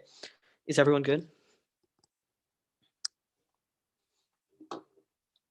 Wait, can you repeat the order? Case K framework. Or case K pick, sorry. All right. Base K pick. Okay. Everyone good? Okay. The framing issue out of the negative block is they've conceded that the chicken, they've miscontextualized the chicken comes before the egg. The chicken becomes before the egg conundrum. We have proven that the prerequisite to all of our impacts is not an abstract social theory, but rather the concrete shift in public opinion, which is only possible through a concrete political advocacy. There's three impacts. The first is incarceration. The act immediately exonerates 2 million people out of jail. Two is harm reduction back indigenous and queer kinship. Networks are being cracked down now, which makes a necessary survival strategy. Three is destigmatization, drug law stigmatized those seeking help, creates generational cycles of deviancy. We must treat drugs as a matter of public health. They've also considered the Duff evidence, which says that the prerequisite to accessing all of these impacts is shifting public opinion was through persuasion and empirical examples, which will be picked out of the pick. Their only argument here is that institutionalism fails, so that the Western Europe, the harm reduction co-option, one, it does not matter insofar they've considered the impact of this is reducing mortality. The Marshall and Urban evidence says that even if integration into public health increases the legitimacy of the state, it does not matter if it saves lives. Two is that the Stops crackdown. They've considered the Doty evidence, which says the empirical examples in multiple states in the United States in which crackdowns were reduced it in the states that decriminalized drugs, and that resulted in effective grassroots organizing and harm reduction. The critique of conceded one, that fairness is an impact. They've conceded that reps links are bad, and our interpretation solves broadly because they still get links to the plan, which solves all the negative flexibility arguments on the pick, and they've considered that of the response to the critique of the 2AC, that indicts which was our indict of abstract theories of social relations that are a proof of how contingent claims are good, and the only way to base off a basis statistical decision making in the status quo. They did not get any new to in our responses. That there was a strategic mistake. She should hold them to it. Otherwise, it results in a loss of education. And the TOC are the sandbagging a pick at the very top to access all of their impacts. They had to prove that they had to win that a debate, a model of debate in which you can just talk about abstract models of debate, or just listening to movement leaders can cause a social shift towards the CGR and warming. How do you convince climate deniers or law and order goons to start implementing CGR, to start believing in climate change? It's not by telling them that we got information from a random movement leader, but rather by proving to them via statistics that climate change exists and the criminal justice reform is necessary, which means that the entirety of the affirmative is turned to the thesis of the pick. The Tracy one permutation to the cap competition is derived from the text and the function of the plan, which means that this pick does not compete off that either. They say severance is justified because they sever the research practices of the critique. The research practice of the critique was that we should not ever focus research on institutional engagement, which the research practice of the pick directly contradicts. PerfCon does not check. If they write about PerfCon, the impact is Netflix, but that means there's an impact to Afflex as well. They say the Reed and Brinkley card, we know it does not matter because we know people who use drugs, and the impact of this is the forced outing disadvantage, but we can never talk about whereby every team is forced to disclose the personal practices in which and how drugs affected them, which is inherently violent, causes a race to the margins. That they drop down to 2AC3. The performative competition is bad. There's no bright line for what it is. It justifies word picks out of a slice, or the picks out of random sentences that are underlined to in the 1AC that are not part of the 1AC's advocacy. That destroys Afghan. They've considered that fairness is an impact that also turns education, because it does not focus on the advocacy writ large, but rather small, tiny procedural things which do not implicate the advocacy. Their Solanke evidence does not matter because they've considered the Steeman evidence, which we impacted down below, which is the affirmative the prerequisite to the shifting public opinion. They say cross-text check. It does not, because it justifies cherry-picking words, which one sees cross-text proves. They say this steals the critique that was on the framework float. They say adaptability is impossible to predict, so it's impossible to adapt. They say it's not a floating pick that does not solve which was above. They say we have to defend our advocacy. The advocacy is our plan. They say no critiques that was on the framework float. They say net flexibility outweighs our trip solve because they get critiques plus the DSS and T and flexibility outweighs because it determines a net ground and the debate writ large. We should reject the T for the deterrence. 2AC6 stats and the 2AC6 is stats and probabilistic forecasting is good. Now, if they win, that's the specific performative. The competition is good. It means that you should use our stats and probabilistic forecasting not as a broad conflation, but rather how we used it in the contextualized advocacy of the 1AC. We used it in a good way. The way we determine how specific policies are good is this through empirics. That's why the trans team and evidence advocate for decriminalization as a goal for movements. It's because at the state level, that policy goal has reduced total incarceration. It has reduced mortality, so that the state cannot co-opt it, and it's effective. And the goal for movements, they've dropped the public advocacy impact persistence team and evidence, which says that the prerequisite to actual movement goals is shifting public opinion. And the only way that we can shift public opinion is through the persuasion. Their technocratic and a mutual relations argument was the answer to the overview, but they've not proven that is an effective way to persuade people. 2AC7 was probabilistic. The forecasting, it was good. I did not hear an explicit response to the last speech. We did not justify probabilistic forecasting writ large, but rather a way that we use forecasting in the context of movements to predict how the state could co-opt the movements in the future. That also turns all of their offenses for 2AC cross-text, because it's possible to do, because if we just listen to movement leaders blindly, the movement leader could just tell us could be a fascist and tell us not to pursue criminal justice reform, which is inherently bad. You should group all the harm reduction empirics arguments that they're fake or Gerstein evidence. It's a double turn because they've cited empirics, and it's not unique because as for the case argument, the paternalism and the stuff, they've dropped all of the offense on framework about how organizing is only possible through intellectualism, and their final argument was the distancing dissent, which was also answered above. All right, we have, I want to say 7. Yeah, 7.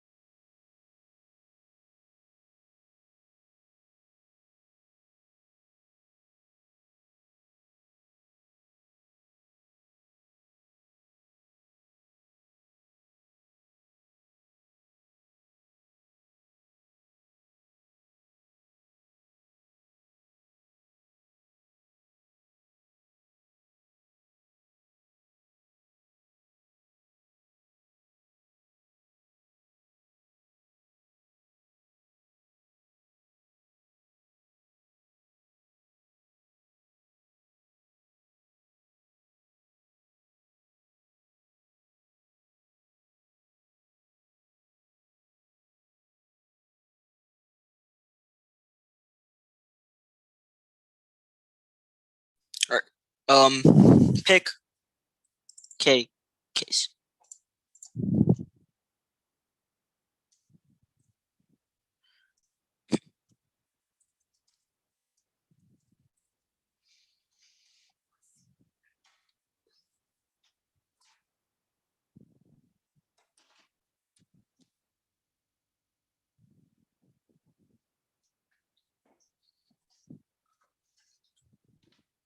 Hey, Arnav, before you start, could I just really quickly run to the bathroom? Yep, you're good. Okay, cool. I'll be right back.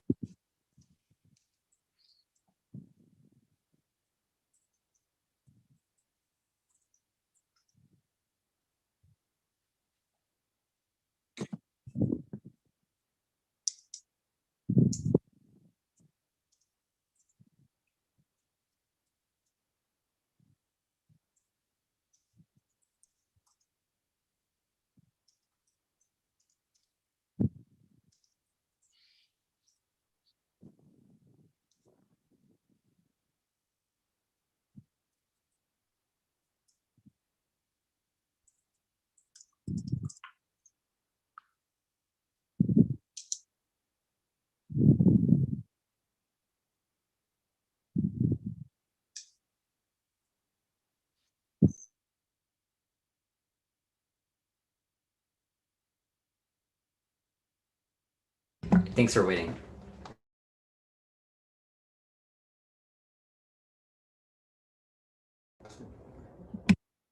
Thank you for waiting. I'm ready now. All right. Pick, critique, case.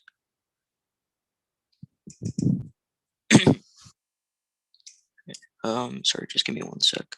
I have to pull this up.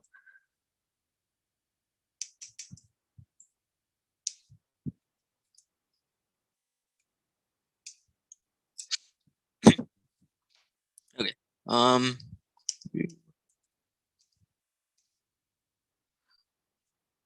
Is anyone not ready?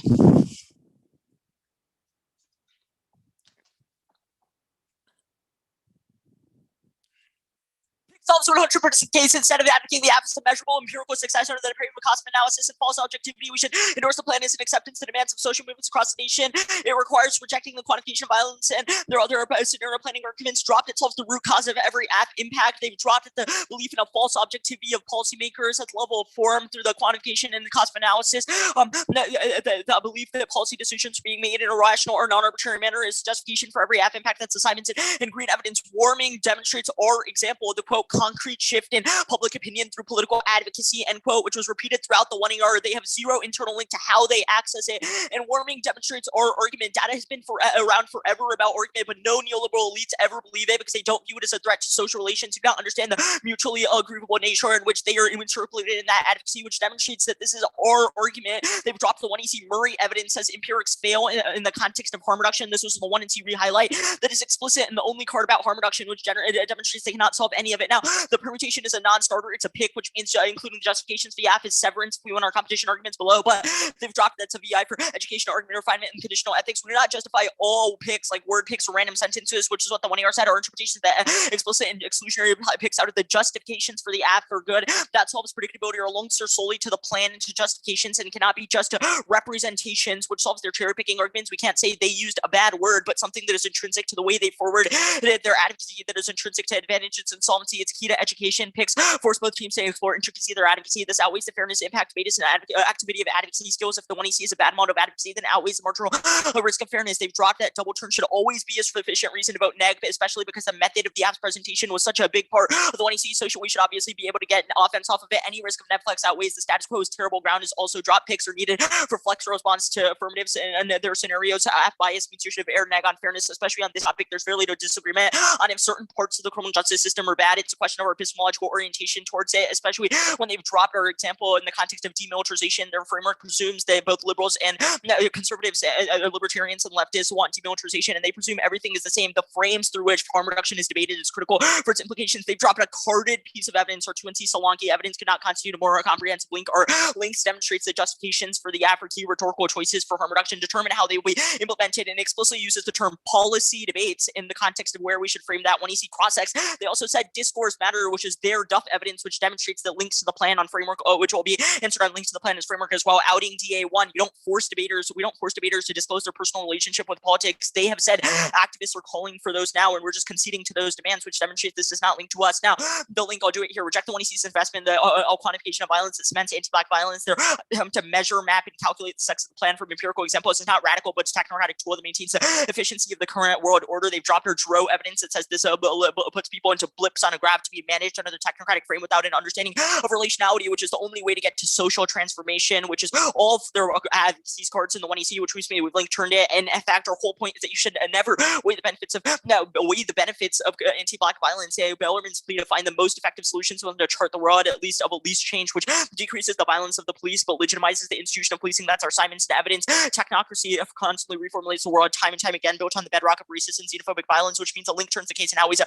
marginal insolvency deficit. Will explicitly concede you should evaluate this in the context of the 1EC. That means it has to be solely about harm reduction. The AF has red card 0 that stats and probabilistic forecasting in that context are good. The 1 ER drop turns case and only we have those cards. 1, top-down implementation, over focus on technocratic management. The focus on changing the mindset of elites instead of generating global alliances and alternative social relations means they can never achieve the harm reduction utopia they've described. 2, networked perspectives that avoid top-down leadership are more successful. Our evidence cites Vondu, a harm reduction group, explicitly prevents institutionalization to focus on relationality instead of bureaucratic management. 3, the risks of harm reduction begin to demonstrate themselves when the bottom-up movement becomes tapped on policy. It gets co-opted by public health technocrats as tools to manage a risky and hard-to-reach population. Only center-right movement solves, proven by their New York example. That's our Solonsky and then Faulkner, Gernstein evidence. They've dropped all the link arguments for this. The Steeman evidence is citing FBI and police data, which is what our assignments and evidence is critiquing, and the 1EC ERPA's evidence quantifying death. The Tetlock scenario planning explanation was in the 2NC, and I don't have to reinvent the wheel here about how they default to government planners. Now, the movement's fail argument is exactly what we've impact term.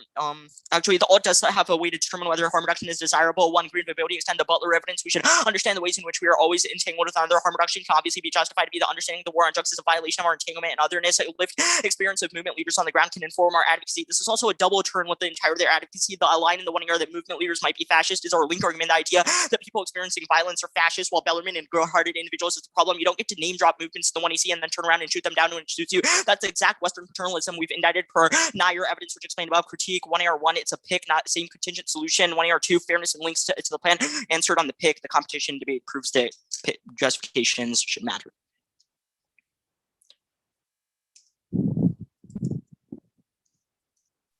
Rob, you're muted. How much prep do we have? I think we have 238. Okay, cool. Starting now.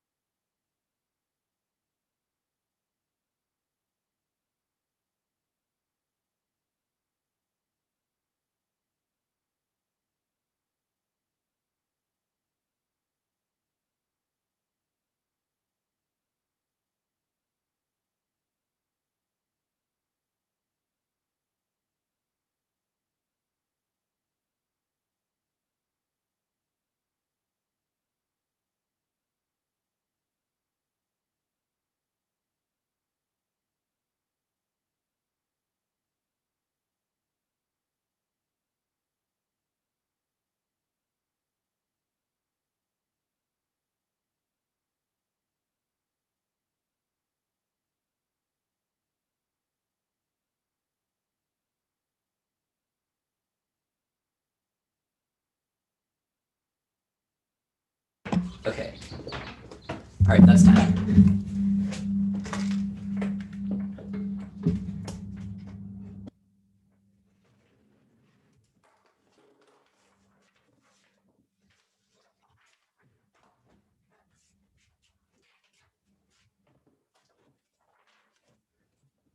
Okay. Order is going to be the case,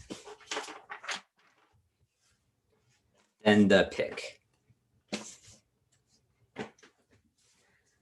Okay, let me just get my timer. Okay, found it. Okay.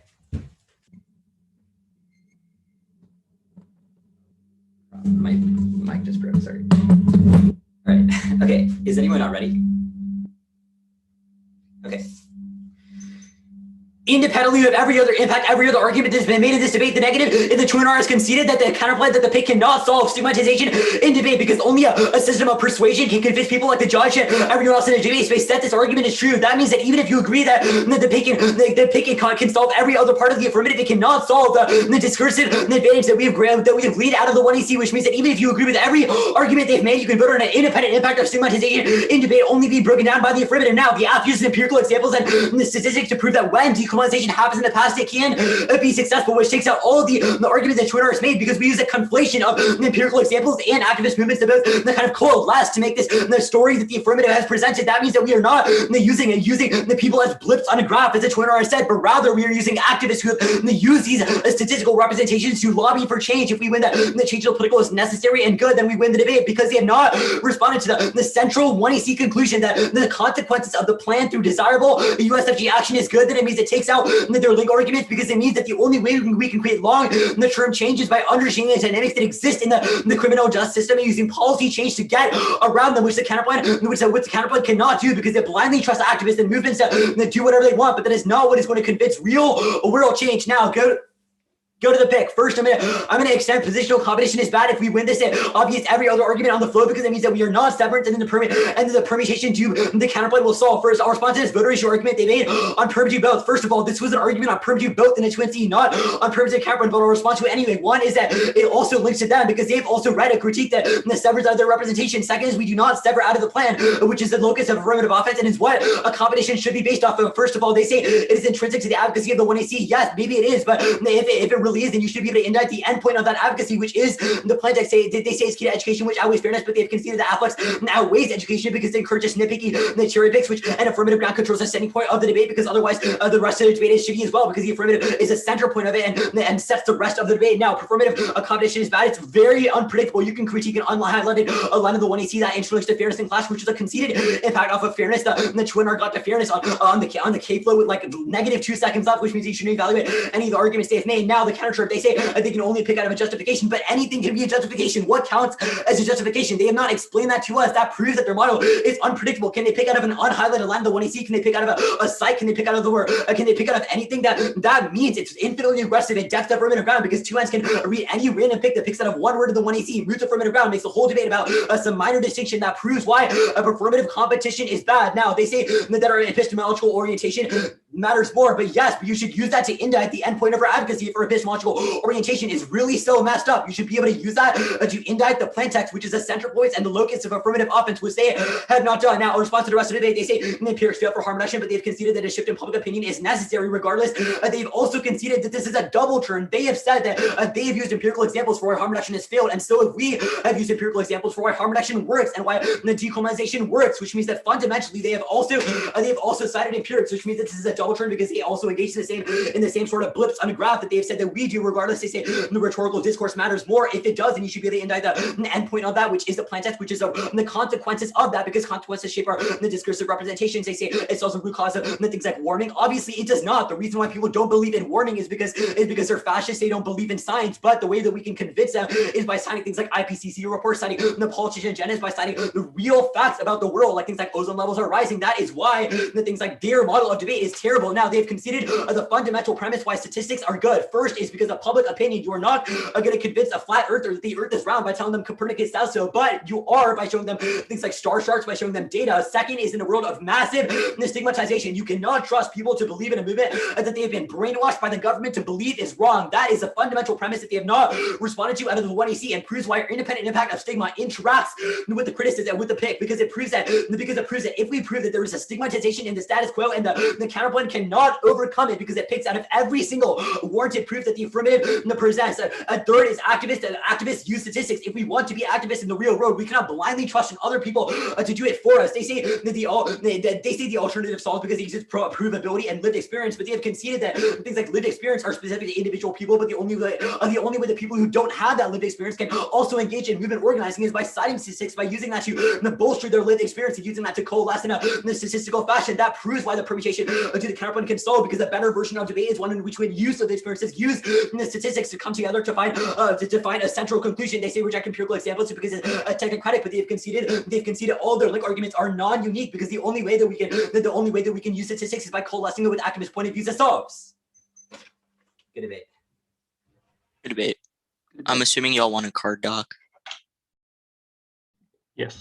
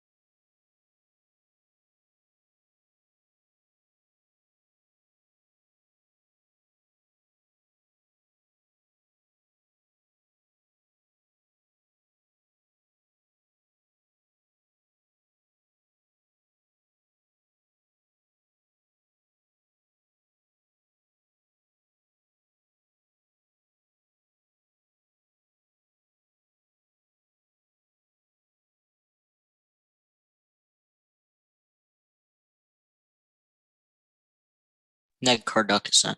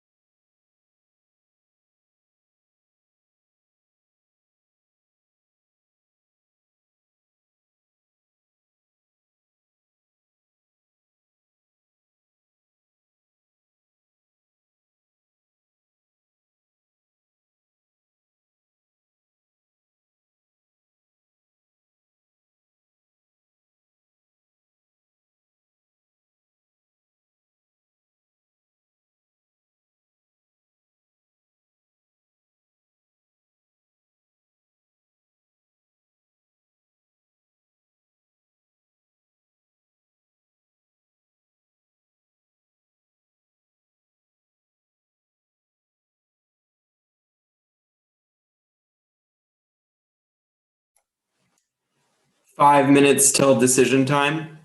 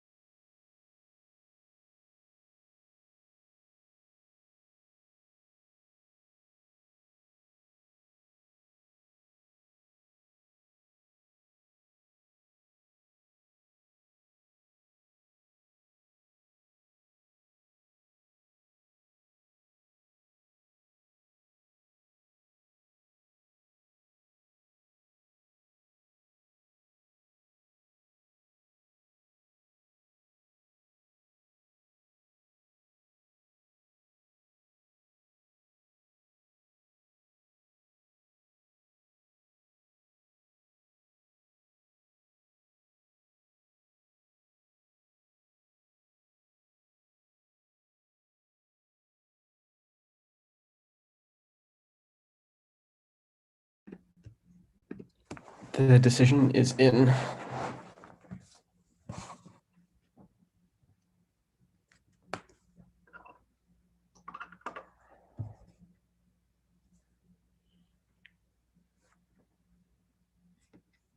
Cool.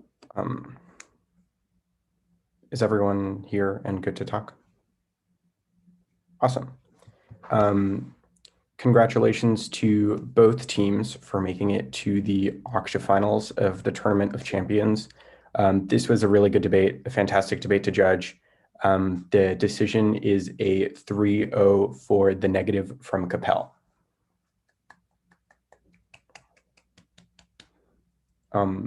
I guess I can go first since I was the last to submit. I end up voting negative because I think Coppell is winning the link arguments to the pick as disadds to the implementation of the AF. I guess like the first thing I need to do is decide whether or not the pick itself competes.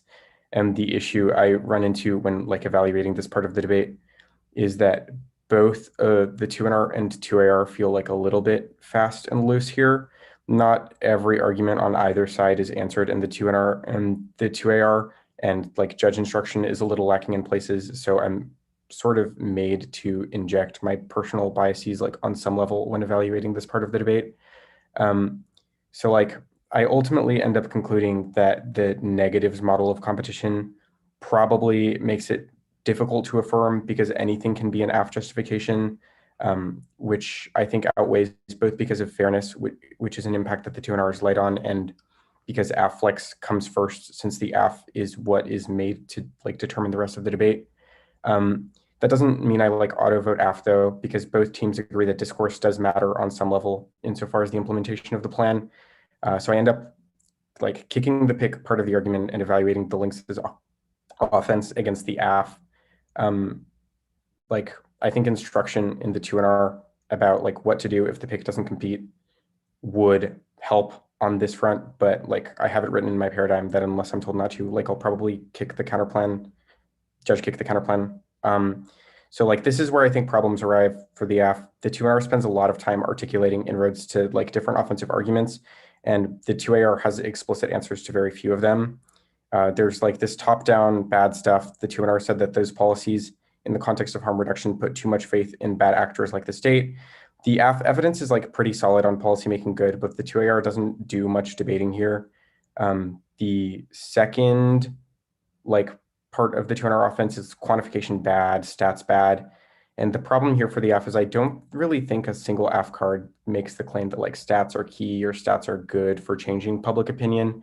Like the closest you get is this like chance card, which like talks about evidence-based policies, which aren't really the stats that the AF are talking about. So I think like Coppell is winning substantial offense here in the form of arguments about how focus on quantification reproduces forms of technocratic rationality by lending credence to the existence of like elitist institutions, but also substantial defense to these AF internal links in the form of this 1AC Murray re-highlighting, which is like a lot better than I expected it to be and isn't really answered, and is probably a reason why the AF's focus on stats doesn't really do much to change public opinion. The like 1AR, 2AR spin about quantification, stats being good, the warming stuff is okay, but I'm also compelled by the 2NR counter explanation that the 2AR never really addresses. Like maybe if these brainwashing arguments had been backed by evidence, I might have been more compelled. The arguments that activists use stats don't really like rise to the level of why we should use those stats or an offensive reason why the AF's use of those stats is good. The lived experience arguments at the bottom of the 2AR are close to compelling, but I don't think they quite get there, especially when the central thesis of the 2NR is that we should trust activists and not try to use stats to like inject our own opinions into it or whatever. So I guess the problem I ultimately run into with voting AF is that the 2NR does like an excellent job explaining how these discursive arguments interact with implementation of the plan, i.e. that the plan like reinscribes government power, making the movement central to the AF's implementation less effective, which the 1AR and 2AR don't have much game on, which means I ultimately end up concluding that the AF as it's been presented is harmful for harm reduction movements that are central to like the AF accessing offense, and means that I vote negative to avoid that. I can go next unless you really want to. Okay. So I voted on the pick that solves the case since it doesn't. The neg wins that their justifications based on social relations or griefability would be superior to quantitative justifications as a public policy advocacy. I didn't really consider a neg ballot if they lost competition, since they like wouldn't have had any way to solve anything, since they advocate the SWO that goes away. Everybody agrees that the plan's key to solve actual material harms, and they don't set it up in the 2NR. The neg's pretty ahead on like the substance of the justification question, which I'll get to in a bit. I agree with some of the individual summaries of the data stuff that Bernard talked about. But I spend most of my decision time on perm to the counterplan, which I think the 2AR should have been, at least for me, a very, very stronger focus on, almost really exclusively, to the detriment of everything else, given that you have a very strong overall position here, and you're in a little bit of a weaker position elsewhere in the debate. Okay, so top level, there are 3 layers of mitigation to the obvious fairness offense, each of which has varying amounts of AF response, but collectively, those convince me that educational value of debates that force justifications over harm reduction to the center outweigh AF fairness offense, and that discourse picks uniquely encourage those debates. So first, neg offense, they win. There is a strong value to discursive education about harms reduction stuff. The neg has a pretty strong piece of evidence that's like what we say and how we justify things in harm reduction policy debates has a literal translation into how we approach them as we go into the world. There's no AFRs that like debate doesn't shape subjectivity, debate doesn't translate into policy, debate doesn't have direct policy implications, or even that policy debate solves because we still debate about justifications inevitably. And so they kind of win that if they win the substance of this, then we export that out kind of into the world, which is easy for them to win because the 1AC sort of has some preempts about the value of debate under your model that support the idea that good policymaking, education and debate causes good policymaking down the road. So kind of a big impact to deal with here. I could be wrong just because it feels like this is so obvious to include, but I don't think the 2AR actually says, like, contra this thing, that fairness is key to education, at least in terms of like this debate, or that it undermines preparedness for all debates. Other picks could undermine education, which would hurt it, but it doesn't mean that it's impossible to answer this pick, or that those picks would be the only things that happen. And so, like, winning fairness wouldn't actually take out all of this education offense. And given that that offense is big, that's kind of a problem. They say fairness outweighs education, or education outweighs fairness pretty clearly in the 2NR. And then they have 2 other layers of defense. One, and this is like not a huge thing, even though it's totally conceded by the AF, just because intuitively the AF internal link is much bigger.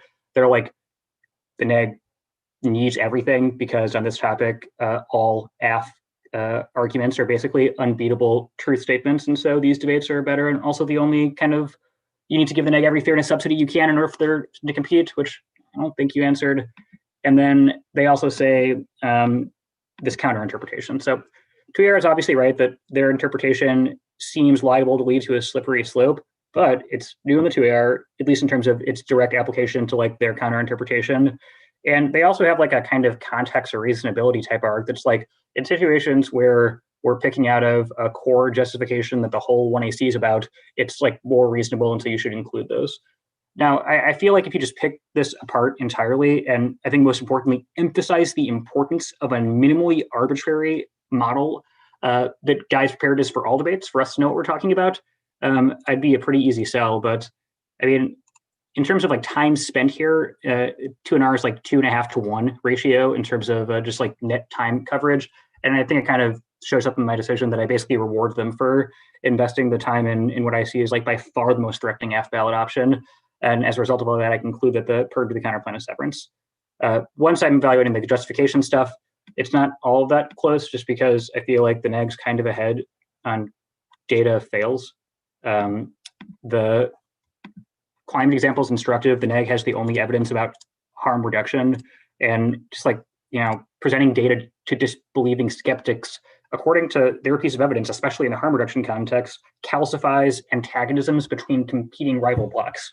People like aren't intuitively open to change, especially when what they believe is a part of what faction or what they're in, or what their opponents believe. And so the reason why data on climate change and data on harm reduction haven't really persuaded anybody is because of the strategy that we've used for decades. Everybody knows climate change, or at least everybody should know based on the data that climate change is real. Everybody should know that the war on drugs is a catastrophic failure. And yet, because of the presentation of data as just an objective truth that you're stupid if you don't believe, the hostility between rival factions has not persuaded enough people to actually create meaningful change on that. And then most important, you don't answer the grievability and changing social relations, kind of like alt solvency stuff, that if we reformulate all this like an ethical and empathetic relation, then other people would be emotionally motivated to change. And perhaps worst of all, you kind of let them get away with saying that this is actually a non-quantitative belief. We just believe this based on empathetic attachment to others. I do think that in the data good argument is probably less persuasive as like a data key to persuade people, and more as like we should use facts and data to know what to believe ourselves, which I thought you were kind of schooling them on in cross-ex early in the debate. And it's also just, I think, kind of unbeatable if you're like, empathy is ultimately non-falsifiable. The reason why people join the Ku Klux Klan is because they have empathetic relations to their friends who probably joined the same thing, their family, the people they know, and they love it. Anybody can justify any policy with empathy, which can be toxic or can be uplifting, but it depends on what the cause is for, which you can only know based on an objective analysis of the world around us, which, given many competing claims, can only be figured out through objective data. So that's kind of how I would have set it up. There's like one other thing too. You drop elites control the data, so focusing on the data capitulates to school powers that be, which undermines the horizon of possibilities for movements. But yeah, that's how I saw it. I'm happy to answer questions after Arvin goes, unless you have something pressing before then. Yeah, I decided pretty similarly to Cahern. I do think the pick competes. This is also where I spent most of my time because I didn't think the debate was particularly close in the other areas. I do end up thinking that justifications are fair grounds for competition because the sort of epistemological orientation we take towards policy shapes what actually happens or how that policy is implemented. I think their Solanke piece of evidence is pretty good on that. And I think the the leftists and libertarians both support demilitarization, but for different reasons. Those sort of examples are sort of helpful in framing that. I also don't think there's like an answer to the like neg flex argument. It's like everyone kind of agrees we need to change the criminal justice system. Really, the only way for us to garner offense is by questioning our epistemological orientation towards it. And I end up thinking the education that we garner from that outweighs the fairness impact, because I think the internal link is like somewhat sufficiently mitigated, even if these arguments aren't particularly persuasive. So your infinite regression argument is that anything can be a justification for the AF. It justifies word picks that pick out of random lines in our cards. I think the neg does have a response to this. They say, a justification is not the same thing as a word pick, because we aren't saying the, literal use of, X word is bad. We are saying that, a justification such as, data or statistics is bad. And I think that mitigates the sort of infinite regression. Internal link. I also think the other big part that helps me resolve this is that you've made several arguments throughout the debate about why discourse, etc., matters. So I think that, it's not wholly unpredictable that you would have to answer this pick. So I think permutation due to counterpoint is severance. And then, yeah, the rest of the debate isn't particularly difficult to resolve. I don't think any of the AF cards many of the AF cards that you've sent use statistics to make an argument, but they don't defend the use of statistics.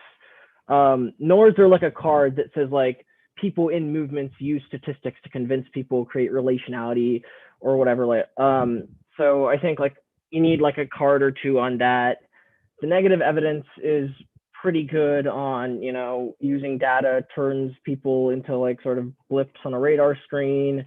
It's a sort of top-down approach to power that results in technocratic management.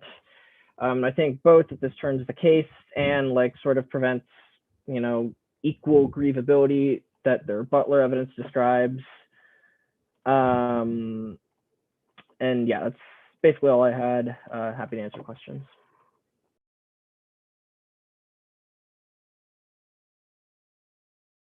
Do you think it would have been more persuasive if, instead of trying to advance an argument about like affirmative ground outweighs, we should have gone more in depth into fairness? Or do you think there was a more persuasive 2AR standard on perm to the counterplan that I could have gone all in on?